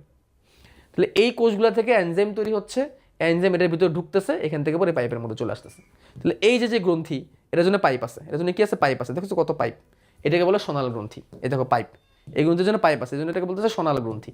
সোনাল মানে নালি আছে তাই, একটা মিনিট, নালি আছে তাই, ওকে ডান। কিন্তু এইখানে দেখো আরেকটা গ্রন্থি আছে, এটাকে আমি কেটে দেখাই, মাইক্রোস্কোপের নিচে দেখতে এরকম মনে হয়। আমি একটু আপাতত এই এই এই এই রক্তনিকাগুলোকে সরাই দিই, হ্যাঁ, তাহলে তুমি ভালো বুঝতে পারবা। রক্তনিকাগুলোকে সরাই দিই, বুঝতে পারবো, পরে আবার এগুলো নিয়ে আসবো আমরা। দেখো তো এই যে কোষগুলা এটার ভিতরে আছে ছড়াই ছিটায়, এই যে কোষগুলা দেখতেছো, যে কোষগুলা ছড়াই ছিটায় আছে, দেখতে এগুলো দ্বীপের মতো মনে হচ্ছে না? দেখো তো, মনে হচ্ছে না এটা সমুদ্রের মধ্যে দ্বীপ ভেসে ভেসে আছে? দেখো তো এই যে পুরোটা সমুদ্র সবুজটা, এটার মাঝখানে মনে হচ্ছে না দ্বীপের মতো ভেসে ভেসে আছে? এইগুলোই হচ্ছে আইলস অফ ল্যাঙ্গারহ্যান্স।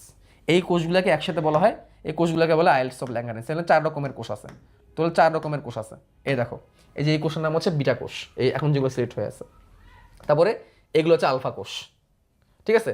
তারপরে এখানে যেটা, এটা হচ্ছে ডেল্টা কোষ। ডেল্টা কোষে দেখো কয়েকটা, এই যে একটা, এই যে একটা, এই যে একটা, এই যে একটা, আর এই যে এই কোষটা, এই দুটা কোষ, এই দুটা কোষের নাম হচ্ছে পিপি কোষ। পিপি কোষ সব থেকে কম থাকে। 4 রকমের কোষ আছে, আলফা, বিটা, ডেল্টা আর পিপি। এই 4 রকমের কোষকে বলা হয় আইলস অফ ল্যাঙ্গারহ্যান্স। আইলস অফ ল্যাঙ্গারহ্যান্স কারণ দেখতে ল্যাঙ্গারহ্যান্সের দ্বীপ যেরকম ভেসে থাকে, ল্যাঙ্গারহ্যান্স একটা জায়গা, ওটা দ্বীপ যেরকম ভেসে থাকে এরকম মনে হচ্ছে। এইখান থেকে তৈরি হবে হরমোন। দেখো এটা কোনো নালী আছে? দেখো কোনো নালী আছে? কোনো নালী আছে এটা পরিবহন করার জন্য? আমি যদি এগুলোকে বাদ দিয়ে দিই তাহলে তোমরা ভালো করে বুঝতে পারবা। আমি এগুলো যদি বাদ দিয়ে দিই, তাহলে এই শুধু যদি আইলস অফ ল্যাঙ্গারহ্যান্স রাখি, এর কোনো নালী ফালি কিছু আছে? তাহলে এখান থেকে যে হরমোনগুলো তৈরি হবে, এই দেখো কোষ, এই দেখো কোষগুলা, এখান থেকে যে হরমোনগুলো তৈরি হবে, হরমোনগুলো যাবে কি দিয়া বলো? হরমোনগুলো যাবে কি দিয়া? এই জন্যে যে ব্যবস্থাটা করা হয়েছে, দেখো এই জন্য যে ব্যবস্থাটা করা হয়েছে, খেয়াল করো, দেখছো রক্তনালিকা, দেখছো রক্তনালিকা, যেগুলো হচ্ছে রক্তনালিকা 4 দিক থেকে ছড়ায় আছে আইলস অফ ল্যাঙ্গারহ্যান্সের। এই যে ভিতর দিকে ল্যাঙ্গারহ্যান্সের কোষগুলা, আর তার চারিদিকে তখন রক্তনালিকা কেমনে ছড়াই ছিড়ে রাখছে। আমি এই পার্টটা মুছে দিই, তাহলে তুমি ভালো করে বুঝতে পারবা। এগুলোকে সরাই দিই, ভালো করে বুঝতে পারবা। আমরা শুধু আইলস অফ ল্যাঙ্গারহ্যান্স রাখি, দেখছো এই যে আইলস অফ ল্যাঙ্গারহ্যান্স, এর চারিদিকে কেমনে রক্তনালিকা ছিড়ায় ধরে রাখছে।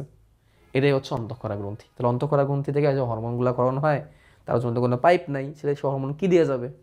হরমোন যাবে আইলস অফ ল্যাঙ্গারহ্যান্স দিয়ে, এই না রক্তনালিকা দিয়ে। ঠিক আছে, আই থিঙ্ক বুঝতে পারছো। এবার তোমাদেরকে আমি অ্যাড্রেনাল গ্রন্থিটাকে একটু ভালো করে দেখাই। কিডনিটাকে নিয়ে আসি আমরা প্রথমে, হাড্ডিটাকে নিয়ে আসি, তাহলে কিডনি বুঝতে সহজ হবে। এটা সামনের দিক। এবার আমরা ইউরোজেনিটাল কিডনিটাকে ওপেন করে দিলাম, কিডনিটা ওপেন করলাম। যা দেখো কোন জায়গায় কিডনি, ঠিক আছে, কোমরের সাথে, হ্যাঁ। কিডনিটাকে রাখলাম, কিডনির উপরে এবার আমি যদি গ্রন্থিটাকে অ্যাড করে দিলে তুমি ভালো করে বুঝতে পারবা। এই দেখো অগ্নাশয় সরাই দিই, আর দরকার নাই। এই দেখো কিডনির উপরে টুপির মতো বসে গেছে না, দেখছো দেখছো কিডনির উপর টুপির মতো বসে গেছে দুইটা, ঠিক আছে। এই দুইটার নাম হচ্ছে অ্যাড্রেনাল।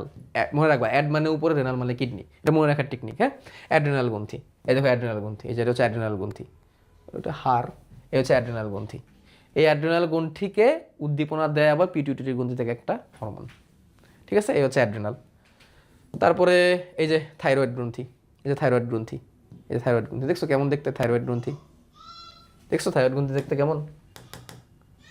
থাইরয়েড গ্রন্থি, থাইরয়েড গ্রন্থি আমি ভালো করে বোঝানোর জন্য আমি শ্বসনতন্ত্র অ্যাড করে দিলে ভালো করে বুঝতে পারবা। এই দেখো শ্বসনতন্ত্র, এই দেখো, এই যে থাইরয়েডের টোন আছে, তার দুই পাশে দেখো থাইরয়েড গ্রন্থি, যেমন এই যে এখানে যে শক্ত জায়গা তার পাশেই আছে, পেছনে না পাশে, আমি মনে আগে ভুলে পেছনে বলে ফেলছিলাম, পাশে এই দেখো এই যে আছে থাইরয়েড গ্রন্থি। থাইরয়েড, থাইরয়েড দুই পাশেই প্যারাথাইরয়েড থেকে, এখানে দেখা যাচ্ছে না, এই যে দেখো, এই যে দেখো থাইরয়েডের পেছন দিকে দেখো, এই দুটো প্যারাথাইরয়েড, দেখছো এই যে প্যারাথাইরয়েড, থাইরয়েডের সাথে এটা পেছন দিক থেকে, হ্যাঁ, এই থাইরয়েড গ্রন্থি, থাইরয়েডের সাথে দেখো প্যারাথাইরয়েড, সবুজ সবুজ গুড়ির মধ্যে দেখতেছো না, এই যে প্যারাথাইরয়েড, ঠিক আছে। আমি শ্বসনতন্ত্রটাকে হাইট করে দিই, তাহলে ভালো করে বুঝতে পারবো। এই থাইরয়েড, এই থাইরয়েড গ্রন্থি, এই যে মাঝখান থেকে ধরো শ্বাসনালীর মতো চলে গেছে, আর এই যে সবুজ সবুজ, এটা প্যারাথাইরয়েড গ্রন্থি। তো আই থিঙ্ক তোমরা সবগুলো বুঝতে পারছো, এই গ্রন্থি থেকে বিভিন্ন রকমের হরমোন টরমোন খরিত হয়, আর বইয়ের লাইনগুলাই এখানে দেওয়া আছে, সো এই জন্য আর আলাদাভাবে বইয়ের লাইন আর এখান থেকে দেখানোর প্রয়োজন নেই। তো আই থিঙ্ক সব বুঝতে পারছো। থ্যাংক ইউ ভেরি মাচ, তোমাদের সবাইকে অনেক ধন্যবাদ। আমরা এরই মাধ্যমে আমাদের এই চ্যাপ্টারের সমাপ্তি টানতেছি। ইনশাল্লাহ এরপরে আমরা নতুন আরেকটা চ্যাপ্টারের দিকে চলে যাব। আর মাইক্রোস্কোপ যে পার্টটা, এটা নিয়ে আমি তোমাদের দারুণ একটা ভিডিও তোমাদের পরে আমি প্রোভাইড করবো ইনশাল্লাহ, তার মধ্যে আমরা অন্যান্য চ্যাপ্টারে চলে যাব। আল্লাহ হাফেজ।